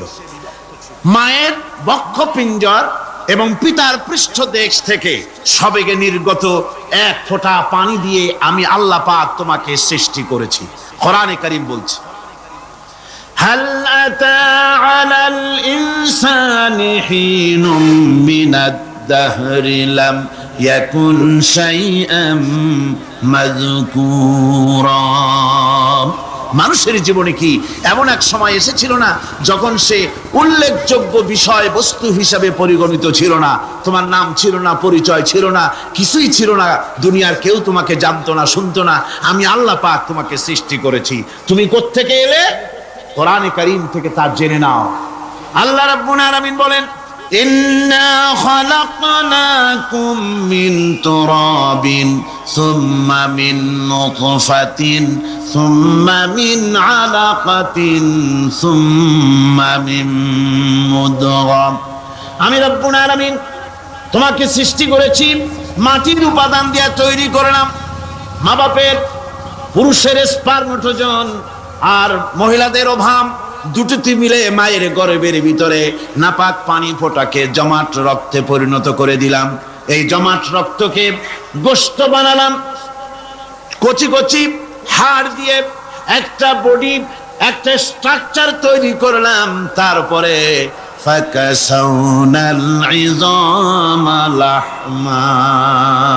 গোশত দিয়ে, রক দিয়ে, চামড়া দিয়ে সুন্দর করে ছাউনি দিয়া মায়ের গর্ভের ভিতরে আমি আল্লাহ রব্বুল আলামিন তোমাকে বানাইছি। মায়ের পেটের ভিতরে ফি কারারিম মাকিন, একটি সুরক্ষিত জায়গায় তোমাকে আমি রেখে দিলাম, যেখানে কোনো রোগ, কোনো জার্ম যেখানে পৌঁছতে পারবে না, কোনো অসুবিধা হবে না। এমন একটা জায়গায়, এমন একটা ইন্টেনসিভ কেয়ার ইউনিটের ভিতরে রেখেছি। সুবহানাল্লাহ, একটা ইন্টেনসিভ কেয়ার ইউনিট, যেখানে কোনো রকমের কোনো জার্ম প্রবেশ করে বা করবার কোনো ক্ষমতা নাই কারো। এমন একটা যে একটা প্যাকেট, সুন্দর একটা প্যাকেট, একটা কভারের মধ্যে তোমাকে তৈরি করা হলো মায়ের পেটের মধ্যে। তারপরে আজকে তুমি কুফরি করতেছো, আজকে আমাকে অস্বীকার করছো। ওই গর্ভের ভেতরে আমি ইচ্ছে করলে রক্তের পিণ্ডের আকারে মায়ের গর্ভ থেকে আবর্ষণ করে দিতে পারতাম, দুনিয়ার মুখ দেখতে পারতে না। মায়ের পেটের ভেতর থেকে মরা সন্তান হিসাবে বের করে দিতে পারতাম, বিকলাঙ্গ করে বের করে দিতে পারতাম, পঙ্গু করে বের করতে পারতাম। পারতেন না? আল্লাহ রাব্বুল আলামিন বলেন কেমনে বানালাম? খলাকাল ইনসান, মানুষ আমি সৃষ্টি করেছি মায়ের পেটের ভিতরে বসে। যখন ক্ষুধার উদ্রেক হলো, রুহু যখন এসে গেল, ক্ষুধা লাগলো, খাবারের প্রয়োজন হলো, আমি কেমনে খাওয়ালাম? দুনিয়ার কোনো মা বাপ, কোনো নেতা, কোনো ডাক্তার, কোনো চিকিৎসা বিজ্ঞানী মায়ের পেটের সন্তানের খাবার সরবরাহ করতে পারে না। আল্লাহ পাক বলেন তুমি কি খাবে? ব্যবস্থা আমি করেছি। মায়ের মাসিক অসুখকে বন্ধ করে দিয়ে মায়ের নাভির সঙ্গে তোমার নাভির সাথে তার লাগাইয়া দিয়েছি, আর ওই তারের মাধ্যমে রক্ত বের করে দিয়া মায়ের রক্ত দিয়ে তিল তিল করে তোমারে বড় করেছি। রক্তটা মুখে লাগাই নাই, মুখে লাগলে পরে নাপাক রক্ত, মুখটা নাপাক হয়ে যাবে। নাভির ভিতর দিয়ে পাস করে দিলাম, মুখটাকে পবিত্র রেখে দিলাম, যাতে করে দুনিয়ায় আসার পর আমার পবিত্র বানানো মুখখানা দিয়া এই দুনিয়ায় বসে তোমার আল্লাহর পবিত্র নামের জিকির করতে পারো। এমন সুন্দর করে মায়ের পিঠের ভিতরে তৈরি করলাম, হাত দিলাম, পা দিলাম, সুন্দর করে বানালাম, এমন নিখুঁত করে বানালাম। তাকায়া দেখো নিজের দিকে, সুন্দর করে বানালাম। এরপরে কি করলাম? সুম্মা নুখরিজুকুম তিফলা, বাচ্চার আকারে মায়ের পেট থেকে আস্তে করে বের করে নিয়ে আসলাম। সুবহানাল্লাহি বিহামদিহি, আস্তে করে মায়ের পেট থেকে নিয়ে এসেছি পৃথিবীর বুকে। পৃথিবীতে যখন আসলে তখন তোমার অবস্থাটা কি ছিল? ক্ষুধার যন্ত্রণায় যদি মরেও যেতে, কান্দা ছাড়া ভাষা নাই। ভাষা আছে? কোনো হুঁশ ছিল আমাদের? কোনো জ্ঞান ছিল? আল্লাহ রাব্বুল আলামিন বলেন আল্লাহু আখরাজাকুম মিন বুতুনি উম্মাহাতিকুম লা তা'লামুনা শাইআ, মায়ের গর্ভ থেকে এমন অবস্থায় বের করে এনেছি যখন তোমার কোনো হুঁশ নাই, জ্ঞান নাই, কথা বলতে পারো না, পায়খানার ভিতরে পড়ে থাকো, ট্যা ট্যা করে কান্দা ছাড়া পথ নাই, পানির পিপাসায় গলা শুকায় যায়, কান্দা ছাড়া পথ নাই, মনের তোমার মুখের কোনো ভাষা নাই কান্না ছাড়া। আমি তোমার এমন আল্লাহ, আমি তোমার এমন স্রষ্টা, আমি তোমার এমন রব, তোমার ভাষা নাই বলে মায়ের কলিজার ভেতরে আমি তোমার প্রতি এক দুর্বিনীত মহব্বত পয়দা করে দিয়েছি। তোমার কান্না তোমার মায়ের বুকের মধ্যে শেল বিঁধে যায়। তুমি যখন কাঁদো, কান্নার আওয়াজ যখন মায়ের কানে চলে যায়, হাজারো কাজ ফেলে মা দৌড়াইয়া বাচ্চারে কোলে নেয়। কি খাবে কেউ তৈরি করে না। আল্লাহ রাব্বুল আলামিন বলে বান্দারে, দুনিয়ায় আসার আগে তুমি কি খাবে? খাবারের বন্দোবস্ত আমি আল্লাহ করেছি, আমি এমন স্রষ্টা। তুমি দুনিয়া আসার 6 মাস আগে তোমার মায়ের বুকের ওপরে তোমার খাদ্য গরম করে আমি আল্লাহ রিজার্ভ করে রেখে দিয়েছি। সেই খাদ্য শুধু খাদ্য নয়, রোগের প্রতিষেধক, এটা ওষুধ। আজ বিজ্ঞানীরা, চিকিৎসা বিজ্ঞানীরা বলছেন মায়ের দুধ সন্তানের খাদ্যের, মায়ের দুধের চাইতে কোনো বিকল্প কিছুই নাই। সন্তান পৃথিবীতে এলে মায়ের প্রথম দুধটা, গ্রামে গঞ্জে অশিক্ষিত এলাকায় প্রথম দুধটা ফেলে দেয়, এটাকে মনে করে এটা খারাপ, এটা খাওয়াতে নাই, তাহলে ধনুষ্টঙ্কার হবে, হাবিজাবি কথা বলে। আল্লাহ দুধ বানাইছে বাচ্চার ধনুষ্টঙ্কার হওয়ার জন্যে। মায়ের ওই প্রথম দুধটা হচ্ছে সন্তানের জন্য সমস্ত রোগের প্রতিষেধক। সে ছিল পেটের ভিতরে একটা কাভারের মধ্যে, ওখানে কোনো জার্ম ছিল না, কোনো রোগ জীবাণু ছিল না। ও পৃথিবীতে এসেছে যেখানে অক্সিজেনের ভেতরে জার্ম রয়েছে, বাতাসের ভিতরে জার্ম রয়েছে, যার পরিবেশটা খারাপ হয়ে আছে। মানুষের শ্বাস প্রশ্বাসে নিঃশ্বাসে হাজারো রোগ জীবাণু ঘুরছে। এই রকমের একটা পৃথিবীতে এসেছে। আসার পরে কচি স্বাস্থ্য, কচি শরীর, কচি হার্ট, কচি লাংস, সেটাকে প্রতিরোধ করবে কি করে? সেজন্য আল্লাহ পাক মায়ের দুধের ভিতরে সমস্ত রোগের প্রতিষেধক দিয়ে দিয়েছেন। সুবহানাল্লাহ। আজকের বিজ্ঞানীরা তা স্বীকার করেছেন। অনেক মা তার সন্তানকে দুধ দেন না নিজের শরীর স্বাস্থ্য ভালো রাখার চিন্তা করে, বাচ্চাকে দুধ খাওয়ান না। এটা অত্যন্ত নির্মম কাজ। বাচ্চাকে দুধ খাওয়ালে বাচ্চার সাথে মায়ের মহব্বত বাড়ে। ইউরোপে, আমেরিকায় মাকে মা বলে ডাকে না, বাপকে শ্রদ্ধা করে না, সম্মান করে না। তার কারণ সেখানে মায়েরা তার সন্তানদেরকে কোলে নেয় না, সন্তানদেরকে ফিডার খাওয়ায়। আর আমি নিজের চোখে দেখেছি মায়েরা ইউরোপে, আমেরিকায় যখন শপিং এ আসে, তখন রাস্তায় যখন আসে, তখন ওই পুশ চেয়ার গুলিতে বাচ্চাকে শোয়াইয়া, বাচ্চা এভাবে পুশ চেয়ারে করে ঠেলে নিয়ে যায়, আর কুত্তার বাচ্চাগুলি কোলে করে ঘুরে বেড়ায়। কুত্তার বাচ্চা কোলে নেয়, নিজের বাচ্চা পুশ চেয়ারে করে ঠেলে। সেই জন্য মায়ের প্রতি সন্তানের মহব্বত হয় না, সন্তানেরও মায়ের প্রতি কোনো শ্রদ্ধা জাগে না। আল্লাহর কি ব্যবস্থা! মায়ের কলিজার মধ্যে মহব্বত পয়দা করে দিয়েছেন আল্লাহ পাক। মায়ের বুকের দুধের ভিতরে আল্লাহ রাব্বুল আলামিন, আল্লাহ পাক বলছেন, আমি মানুষ সৃষ্টি করেছি আর তার সমস্ত প্রয়োজন মিটিয়েছি, তার খাবারের সব প্রয়োজন মিটিয়ে দিয়েছি। দুধটাকে ঘন করি নাই, হজম করতে পারবে না বলে ওই দুধটা সামান্য পাতলা করে দিয়েছি, ওর ভিতরে সামান্য মিষ্টি দিয়েছি। দুধের বোটার ভিতরে একটা ছিদ্র দিলে, চোষা মারলে পরে অনেকগুলি দুধ বেরিয়ে এসে গলাটা আটকে যেত, তোমার কচি কণ্ঠ গলা আটকে যেত, শ্বাস করতে পারতে না। এজন্য মায়ের স্তনের বোটার ভিতরে সূক্ষ্ম সূক্ষ্ম 32টা ছিদ্র করে আস্তে করে দুধ বার করে তোমার জীবন আমি বাঁচাইছি। খলাকাল ইনসান, মানুষ সৃষ্টি করেছি আমি আল্লাহ পাক। সুতরাং যে আল্লাহ পাক এ মানুষ সৃষ্টি করলেন আর মায়ের কলিজার ভিতরে মহব্বত পয়দা করে দিলেন, সে আল্লাহ পাক বলছেন, খবরদার ওই মাকেও যেন আবার ভুলে যেও না। মাকে সম্মান করে করো, মা বাপকে মহব্বত করো, তাদেরকে শ্রদ্ধা করো। বউ পাইয়া, সুন্দরী স্ত্রী পেয়ে মায়ের কথা ভুলে যেও না। অনেক সাহেব আছে মায়ের কথা ভুলে যায়, স্ত্রীর কথা অনুযায়ী মায়ের উপর অত্যাচার করে, এরকমও বহুত আছে। আল্লাহ পাক বলছেন, শোনো, وَقَضَى رَبُّكَ أَلَّا تَعْبُدُوا إِلَّا إِيَّاهُ وَبِالْوَالِدَيْنِ إِحْسَانًا। তোমার প্রভুর পক্ষ থেকে ফয়সালা হয়েছে, চূড়ান্ত সিদ্ধান্ত হয়ে গিয়েছে, আমি আল্লাহর ইবাদতের পর তোমার মা বাপের ইহসান করবে, খেদমত করবে, তাদের জন্য উপকার করবে, তাদেরকে ভালোবাসবে। আল্লাহ রাব্বুল আলামিন বলেন, মা বাবার সঙ্গে কেমনে কথা বলবে, তাদের সাথে কিভাবে আচরণ করবে, আল্লাহ তাও শিখিয়ে দিয়েছেন। আল্লাহ পাক বলেন, ওয়ালা তাকুল লাহুমা ওয়াকুল লাহুমা কাওলান কারীমা। মা বাবার সাথে সম্মানজনক কথা বলো। ওয়াকুল লাহুমা কাওলান কারীমা, সম্মানজনক কথা বলো। মাথায় ঝাঁকি দিয়ে রাগ করে চোখ মোটা করে কথা বলো না। তুমি সন্তান, তোমার জন্য সবচাইতে বড় পীর তোমার আব্বা তোমার আম্মা, ঠিক কিনা কন? ছেলের জন্য, মেয়ের জন্য, সন্তানের জন্য সবচাইতে বড় পীর কে?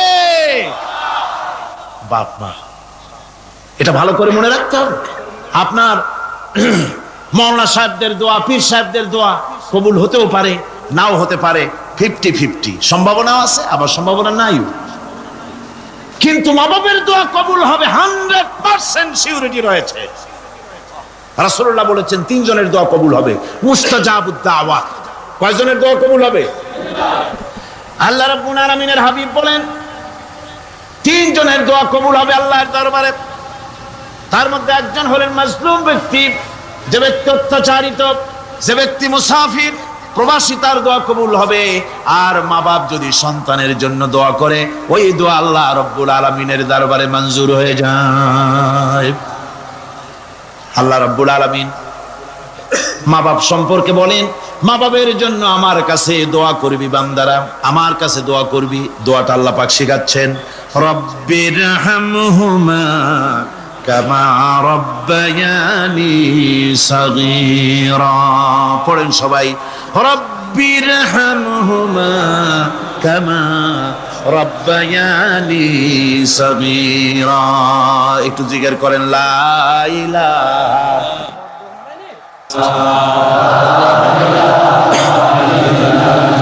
লা ইলাহা ইল্লাল্লাহ, লা ইলাহা ইল্লাল্লাহ, লা ইলাহা ইল্লাল্লাহ, লা ইলাহা ইল্লাল্লাহ মুহাম্মাদুর রাসূলুল্লাহ। আমার ভাইরা, আল্লাহ পাক শিখাচ্ছেন, বান্দা তোর মা বাপের জন্য আমার কাছে দোয়া কর। আল্লাহ রব, আয় আমার প্রভু, আমার মা বাপ যেমন ছোটবেলায় আমাকে স্নেহের কোলে লালন পালন করেছে, আয় আমার আল্লাহ তুমি আমার মা বাপকে তোমার রহমতের কোলে লালন পালন করো। আল্লাহ শিখাই দিয়েছেন। আমার ভাইরা, প্রত্যেক নামাজের পরে এই দোয়াটা ভুলে যাবেন না। ভুলে যাবেন? ভুলে যাবেন? আমার ভাইরা, আমার বোনেরা, সবাই প্রত্যেক নামাজের পরে পড়বেন, রব্বিরহামহুমা কামা রব্বায়ানি সাগীরা। এই দোয়া করতে কেউ ভুলে যাবেন না। আল্লাহ রাব্বুল আলামিন বলে, বান্দারে, ওয়া ওয়াসাইনাল ইনসানা বিওয়ালিদাইহি ইহসানা হামালাতুহু উম্মুহু কুরহা ওয়া ওয়াদাতুহু কুরহা। আল্লাহ পাক বলেন, আমি পৃথিবীর সমস্ত মানব মণ্ডলীকে উপদেশ দিয়েছি, মা বাপকে সম্মান করো, শ্রদ্ধা করো, তাদের উপকার করো। তার কারণ হলো তোমার মা তোমাকে গর্ভে ধারণ করেছে অত্যন্ত কষ্টের সাথে।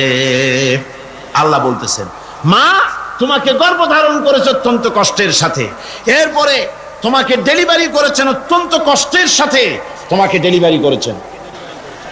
গভীর রাত্রে মানুষ সব ঘুমায় যায়, গর্ভবতী মা ঘুমাতে পারে না, সন্তান পেটের ভিতরে হাঁটু দিয়া গুতা মেরেছে, পা দিয়া লাথি মেরেছে। মা চরম শীতের রাত্রে, প্রচন্ড শীতের রাতে গায়ের লেপটা সরায় দিয়া মা একবার দাঁড়ায়, আর একবার বসে, একবার দেওয়ালের সাথে হেলান দিয়া দাঁড়ায়, কষ্ট করে রাত্রে কাটায় দেয়। আবার সারাদিন সংসারের জন্য কাজ করেছেন, রান্না বান্না করেছেন মা, সকলকে খাওয়াইয়া মা শেষের দিকে খেতে গেছেন।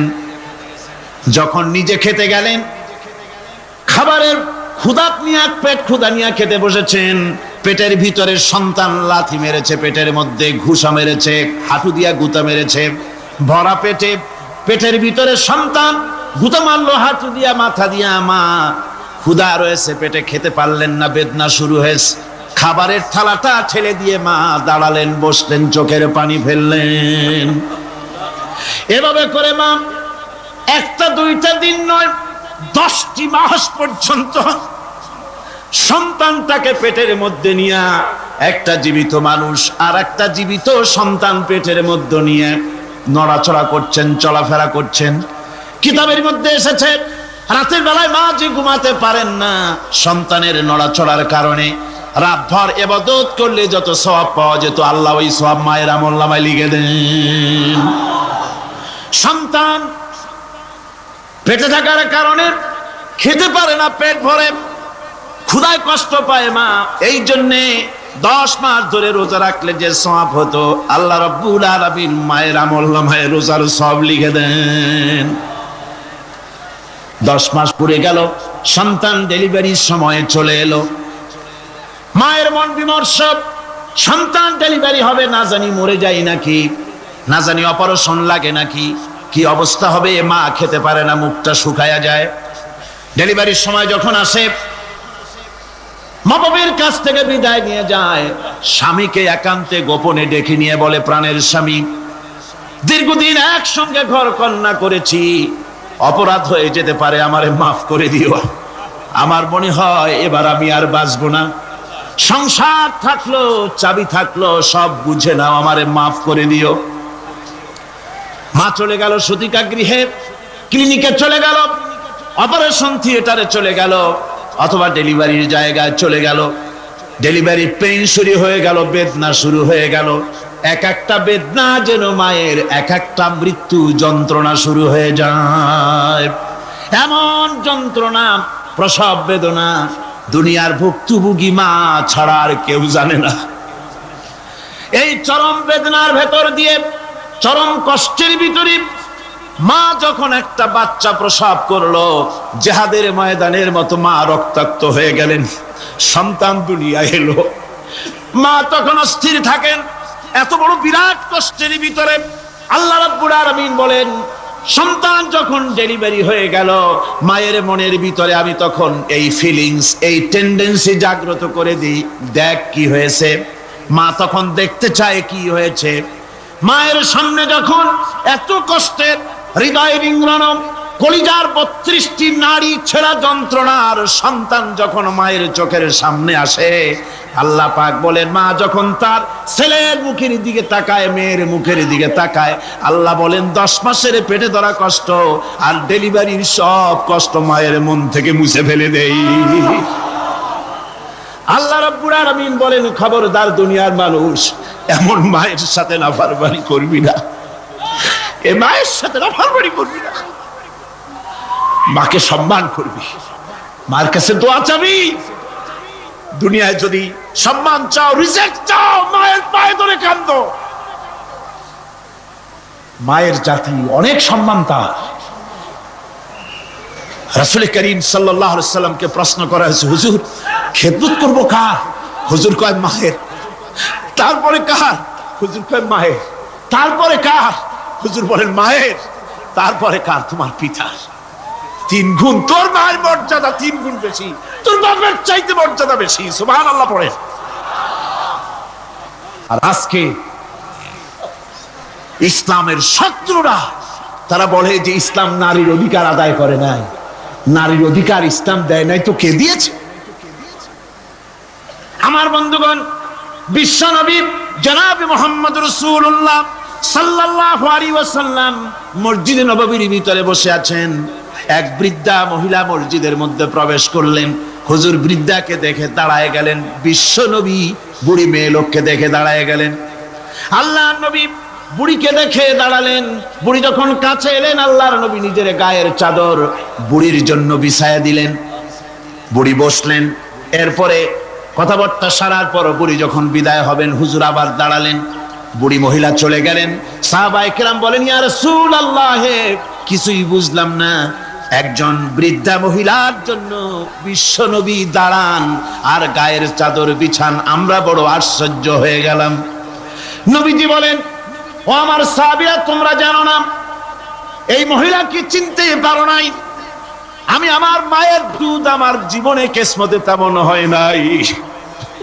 আমি আমার মায়ের দুধ তেমন কিসমতে পাই নাই। যার বুকে দুধ খেয়ে, যার কোলে কাখে চড়ে আমি বড় হয়েছি, আমার সেই দুধ মা, ইনি হযরতে হালিমাতুস সাদিয়া, আমার সেই দুধ মা। রাসূলুল্লাহ নিজে সম্মান দিয়েছেন মায়ের। খবরদার মাকে অসম্মান করবেন না, মাকে সম্মান করবেন, মাকে শ্রদ্ধা করবেন। আমার বন্ধুগণ, আলেম ওলামা পীর বুজুর্গদের জন্য হাদিয়া তো দেন, আপনারা কোনো নিষেধ নাই, দেন। হাদিয়া দেওয়াও সুন্নত, নেওয়াও সুন্নত, দিবেন, আমি কোনো নিষেধ করি না।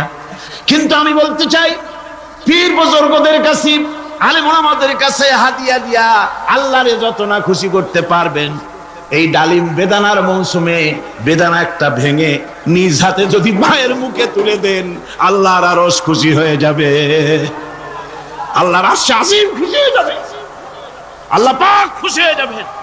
মায়ের খাওয়াও, বাপকে খাওয়াও, তোমার সবচেয়ে বড় পীর তিনি। সুবহানাল্লাহ, সুবহানাল্লাহ। মা বাপ যদি একটু দোয়া করে দেয়, তোমার জিন্দেগির কাম শেষ। একটু বদদোয়া করলে জাহান্নামে যাবা। কোন পীর সাহেব বদদোয়া করলে জাহান্নামে যাবে এমন কথা নয়। কোন মাওলানা বদদোয়া করলে দোজখে যাবে এমন কথা নয়। রাসূল বলেছেন, হুমা জান্নাতুকা ওয়া নারুকা। মা বাপ তোমার বেহেশত, মা বাপ তোমার জাহান্নাম। মা বাপ যদি অসন্তুষ্ট হয় দোজখে যাবি, আর মা বাপ যদি খুশি আল্লাহর জান্নাতে চলে যাবে। সুবহানাল্লাহ, সুবহানাল্লাহ, সুবহানাল্লাহ। মায়ের পায়ের তলে তোর বেহেশত। আমরা পুরুষ, আমাদের গত বছরও বলেছি, আমরা পুরুষ, আমাদের পায়ের তলে জুতা। আমাদের পায়ের তলে কি? শুধু জুতা। আর আমার মা, আমার মায়ের জাতি যারা এই প্যান্ডেলে বসে আছেন, আমার মায়েরা, বোনেরা, মায়ের জাতি যারা পৃথিবীতে, মায়ের জাতির পায়ের তলে আল্লাহর বেহেশত। সুবহানাল্লাহ। নারীর মর্যাদা ইসলাম দেয় নাই, কে দিয়েছে? আল্লাহ দিয়েছেন, আল্লাহ রাসূল দিয়েছেন। আমার বন্ধুগণ,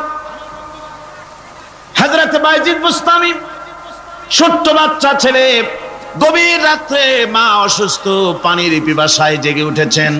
বাবারে, পিপাসায় শেষ হয়ে গেলাম, পানি দাও। ছেলে ঘরের ভিতরে পানি না পেয়ে বাইরে দৌড়াদৌড়ি করলেন। অনেক দূর থেকে পানি নিয়ে এসে দেখেন মা ঘুমায় গেছেন।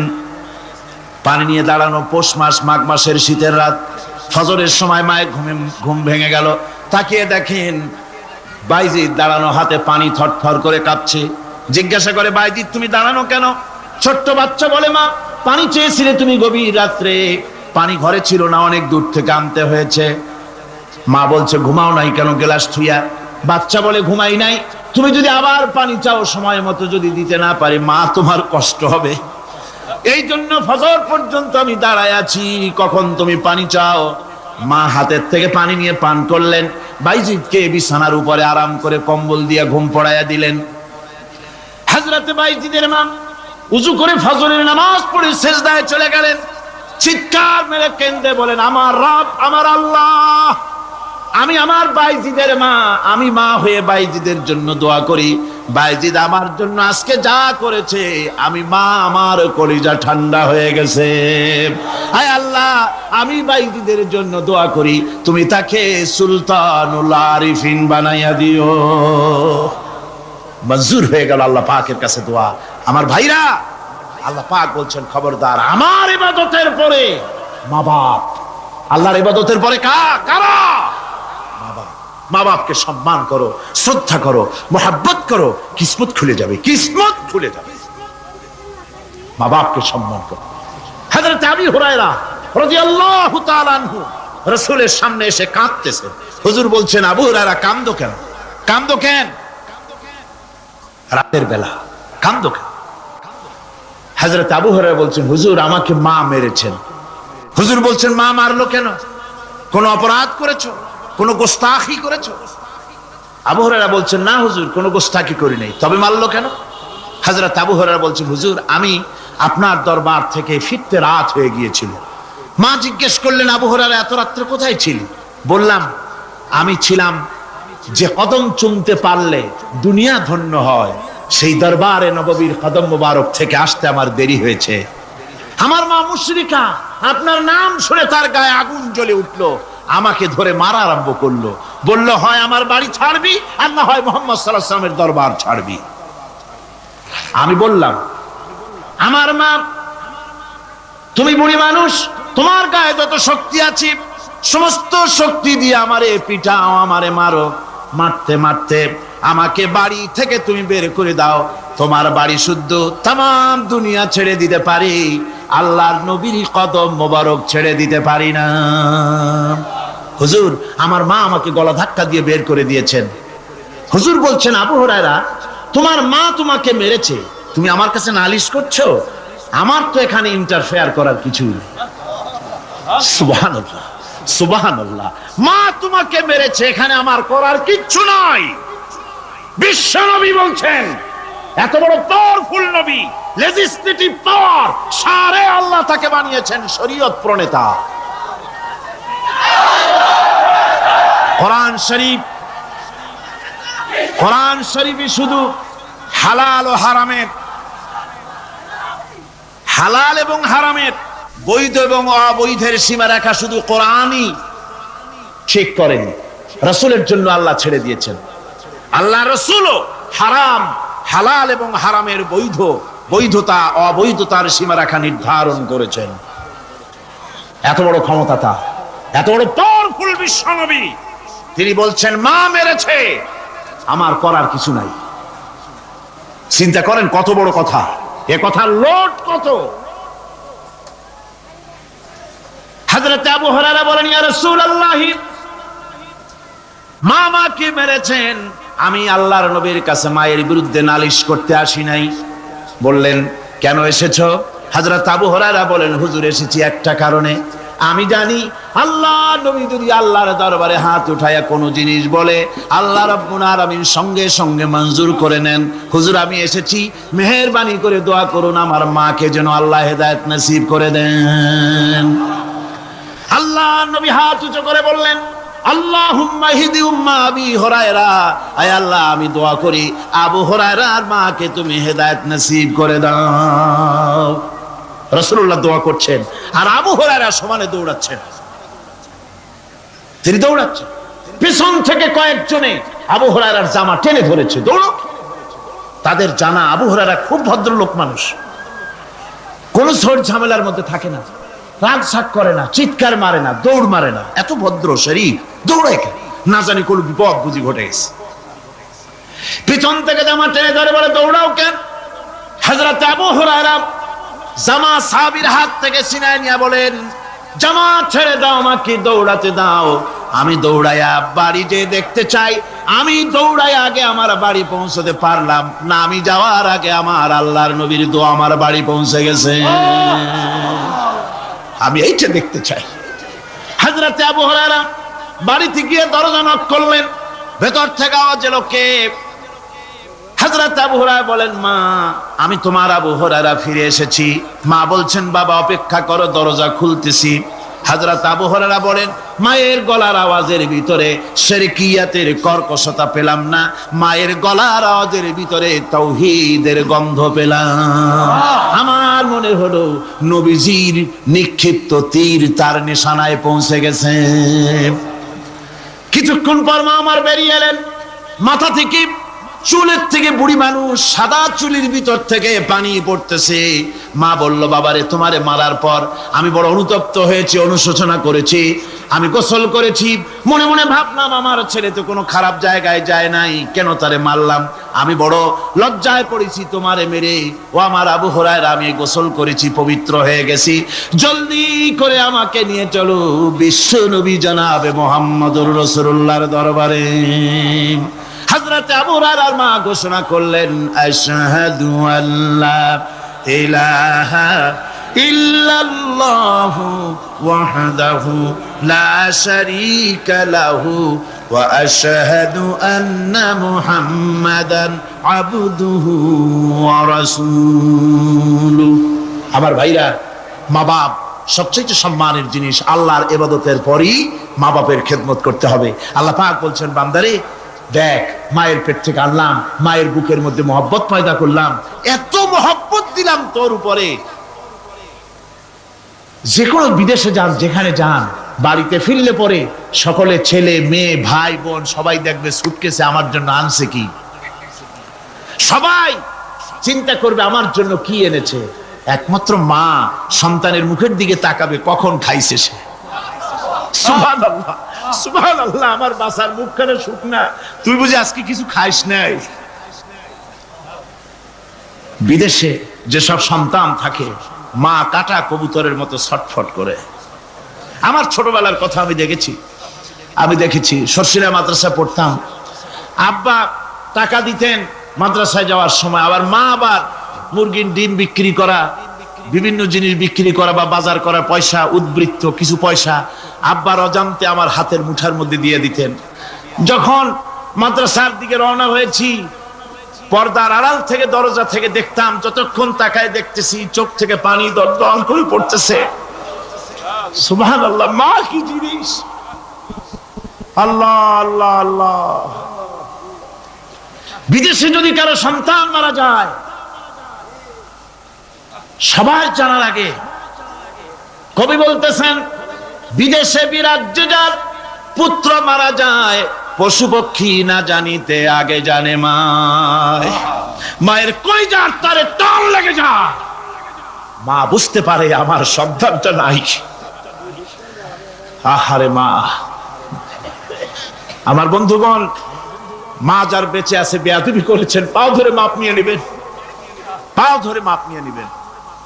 মা তো পাও ধরে দেখবেন মাফ করে দিবে। সুবহানাল্লাহ সুবহানাল্লাহ, কত দরদ তার বুকের মধ্যে। আর মা বাপকে সম্মান করবে। যাক, এই বিষয়ের উপরে আমি আর যেতে চাই না। শুধু আমি আপনাদের বললাম, এই বিশাল জনতাকে বললাম, সবচাইতে বড় পীর আপনার জন্য আপনার মা বাপ। সবচাইতে বড় পীর কে? মা বাপ। সন্তুষ্ট করেন, রুজিতে অভাব ঘটবে না, কোন মাজারে গিয়ে সেজদা দেওয়া লাগবে না, আল্লাহর কসম মাজারে যাই চাওয়া লাগবে না। মা বাপকে খেদমত করেন, মা বাপকে খুশি করেন, মা বাপকে খাওয়ান, হাদিয়া দেন, মা বাপ খুশি, রুজিতে বরকত হবে, ব্যবসায় বরকত হবে, ঋণগ্রস্ত থাকবেন না, সম্মান আল্লাহ বাড়ায় দিবেন। সুবহানাল্লাহ বিহামদি, রাসূলুল্লাহর হাদিস। এই জন্য আমি অনুরোধ করব, মা বাপকে সম্মান করবে। বিশাল আকাশের মালিক, আমাদের হায়াতের মালিক, আমাদের মওতের মালিক, আমাদের সুখ দুঃখের মালিক, আমাদের মনিব, আমাদের রব, সর্বস্রষ্টা, সর্বশ্রেষ্ঠ মালিক মহান আল্লাহ রাব্বুল আলামিনের সামনে মাথা নিচু করে একান্ত গোলামের মতো, ভিক্ষুকের মতো, কাঙ্গালের মতো জীবনের সব দুঃখ দুর্দশা আল্লাহর কাছে বলবো। আমরা আমাদের গুনার কথা বলবো, আল্লাহর কাছে মাপ চাইবো। আল্লাহুম্মা আমিন। রব্বানা ظلمنا أنفسنا وإن لم تغفر لنا وترحمنا لنكونن من الخاسرين ربنا ظلمنا أنفسنا وإن لم تغفر لنا وترحمنا لنكونن من الخاسرين ربنا لا تزغ قلوبنا بعد إذ هديتنا وهب لنا من لدنك رحمة إنك أنت الوهاب رب العالمين আমাদের গুনার দিকে নজর করো না, আমাদের গুনার দিকে তাকায়ো না। আমরা এত গুনাহ করেছি, সেদিকে তাকালে হয়তো রহমত করতে ইচ্ছে করবে না। আয় আল্লাহ, আমাদের গুনার দিকে তাকায়ো না, আমাদের চোখের দিকে তাকাও, আর আমাদের মুখের কাকুতি মিনতির দিকে তাকায়া আমাদের জিন্দেগির গুনাহ আল্লাহ মাফ করে দাও। রব্বুল আলামিন, এই 5 দিন তাফসীর করতে গিয়ে যদি কোনো ভুল আমি করে থাকি, আয় আল্লাহ, আমি মানুষ, ইলম কালাম নাই, আমি যদি কোনো ভুল করে থাকি, আল্লাহ তুমি দয়া করে আমাকে মাফ করে দাও। কোনো ভুল কথা যদি বলে থাকি, তোমার বান্দাদের স্মৃতি থেকে তা মিটাইয়া দাও। আয় আল্লাহ, হক কথা যা বলেছি, কোরআনের কথা, হাদিসের কথা, তিলাওয়াত যা হয়েছে, জিকির আজকার হয়েছে, আল্লাহ এতে তুমি খুশি হয়ে যে সওয়াবটুকুন দিবে, আল্লাহ দয়া করে সওয়াবটুকুন সরওয়ারে কায়নাত, আশরাফুল আম্বিয়া, সাইয়্যিদুল মুরসালিন, রাহমাতুল লিল আলামিন জনাবে মুহাম্মদুর রাসূলুল্লাহ সাল্লাল্লাহু আলাইহি ওয়াসাল্লামের রূহ মুবারকে পৌঁছায়া দাও। রব্বুল আলামিন, तमाम পৃথিবীর মাটির নিচে যত মুমিন মুমিনাত শুয়ে আছে, আল্লাহ তাদের আরওয়ার পরে সওয়াব পৌঁছায়া দাও। রব্বুল আলামিন, আমরা বড় গুনাহগার। এই মুহূর্তে মনে পড়ে গেল আমাদের আব্বাজানের কথা, আমাদের মার কথা পড়ে গেল। আল্লাহ, আয় আল্লাহ, আমাদের আব্বা জান যারা কবরে চলে গেছে, আমাদের জন্য কত কষ্ট করেছেন আল্লাহ, বাপজানের কবরটাকে বেহেশত বানাইয়া দাও রব্বুল আলামিন। আব্বার কথা কি বলা যায়? আমাদের মানুষ করার জন্য কত কষ্ট করেছেন, কত মিথ্যা মামলা করেছেন, কত বাড়ি ঘর করে গেছেন আমাদের জন্য। একটা পয়সা নিয়ে যান নাই, কিছু নিয়ে যায় নাই, খালি হাতে চলে গেছে। আল্লাহ বাপজানের কবরটা বেহেশত বানাইয়া দাও রব্বুল আলামিন। জনম দুঃখিনী মা, আমাদের মা যাদের বিদায় হয়ে গেছে আল্লাহ, বেহেশতের বাগান বানায়া দাও কবরটারে আল্লাহ, কবরগুলিকে জান্নাতুল ফেরদাউস বানায়া দাও। রব্বির হামহুমা কামা রব্বায়ানি সগীরা, রব্বির হামহুমা কামা রব্বায়ানি সগীরা। আল্লাহ রব্বির হামহুমা, তুমি তো রহমান, রব্বায়ানি সগীরা, তুমি জব্বার আল্লাহ, তুমি সত্তার, আমাদের দিকে একটু তাকাও। তুমি মুমিন, তুমি মুতাকাব্বির, তুমি সত্তারুল উয়ুব। আল্লাহ আমাদের দিকে তাকাও, আমাদের দিকে তাকাও। আয় আল্লাহ, এইভাবে করে মায়ের কাছে দাঁড়ায়া যদি মা মা বলে যদি কাঁদতাম, এমন নিষ্ঠুর মা নাই যে কোলে না নিয়ে পারে। আল্লাহ মায়ের চাইতে লক্ষ গুণে মায়া তোমার বেশি, আমাদেরকে রহমতের কোলে টেনে নাও। আয় আল্লাহ, যত মানুষ মাহফিলে হাত উঁচু করছে, যত গুনাহ আছে আজকের মাঠ থেকে কেউ যেন গুনাহ নিয়ে বাড়ি না যায়। আল্লাহ আমাদের শিরক গুনাহ মাফ করো, আমাদের বেদাতের গুনাহ মাফ করো, চুরি ডাকাতির গুনাহ মাফ করো, মানুষ হত্যা করার গুনাহ মাফ করো, জিনা করার গুনাহ মাফ করো। বিদায় হয়ে গেছে আল্লাহ রব্বুল আলামিন, বাংলাদেশ আমাদের প্রিয় জন্মভূমি আল্লাহ, কবরগুলিকে জান্নাতুল ফেরদাউস বানায়া দাও। রব্বির হামহুমা কামা রব্বায়ানি সগীরা। রব্বুল আলামিন আমাদের দোয়া তুমি কবুল করো আল্লাহ। দোয়া আল্লাহ, আমাদের কান্নার আওয়াজ তুমি শোনো আল্লাহ। কিচ্ছু নাই কান্দা ছাড়া আমাদের কাছে আল্লাহ। এই মাহফিলে যত যুবক এসেছে, আমাদের দেশের যুবকদের চরিত্র শেষ হয়ে যাচ্ছে আল্লাহ। সব যুবকদের জন্য দোয়া করি আল্লাহ, যুবক ছেলেদের ইসলামী আন্দোলনের জন্য খালিদ বিন ওয়ালিদ বানায় দাও। এই মাহফিলে যত যুবক এসেছে আল্লাহ, সব যুবকদের ইসলামী আন্দোলনের কর্মী বানায় দাও। আয় আল্লাহ, বাংলাদেশের সেনাবাহিনী, বাংলাদেশের বিডিআর তোমার দরবারে মঞ্জুর করো, তাদের সিনায় হিম্মত দাও। বাংলাদেশের পুলিশ বাহিনী ইমাম দিয়া কলজেটারে ভরে দাও।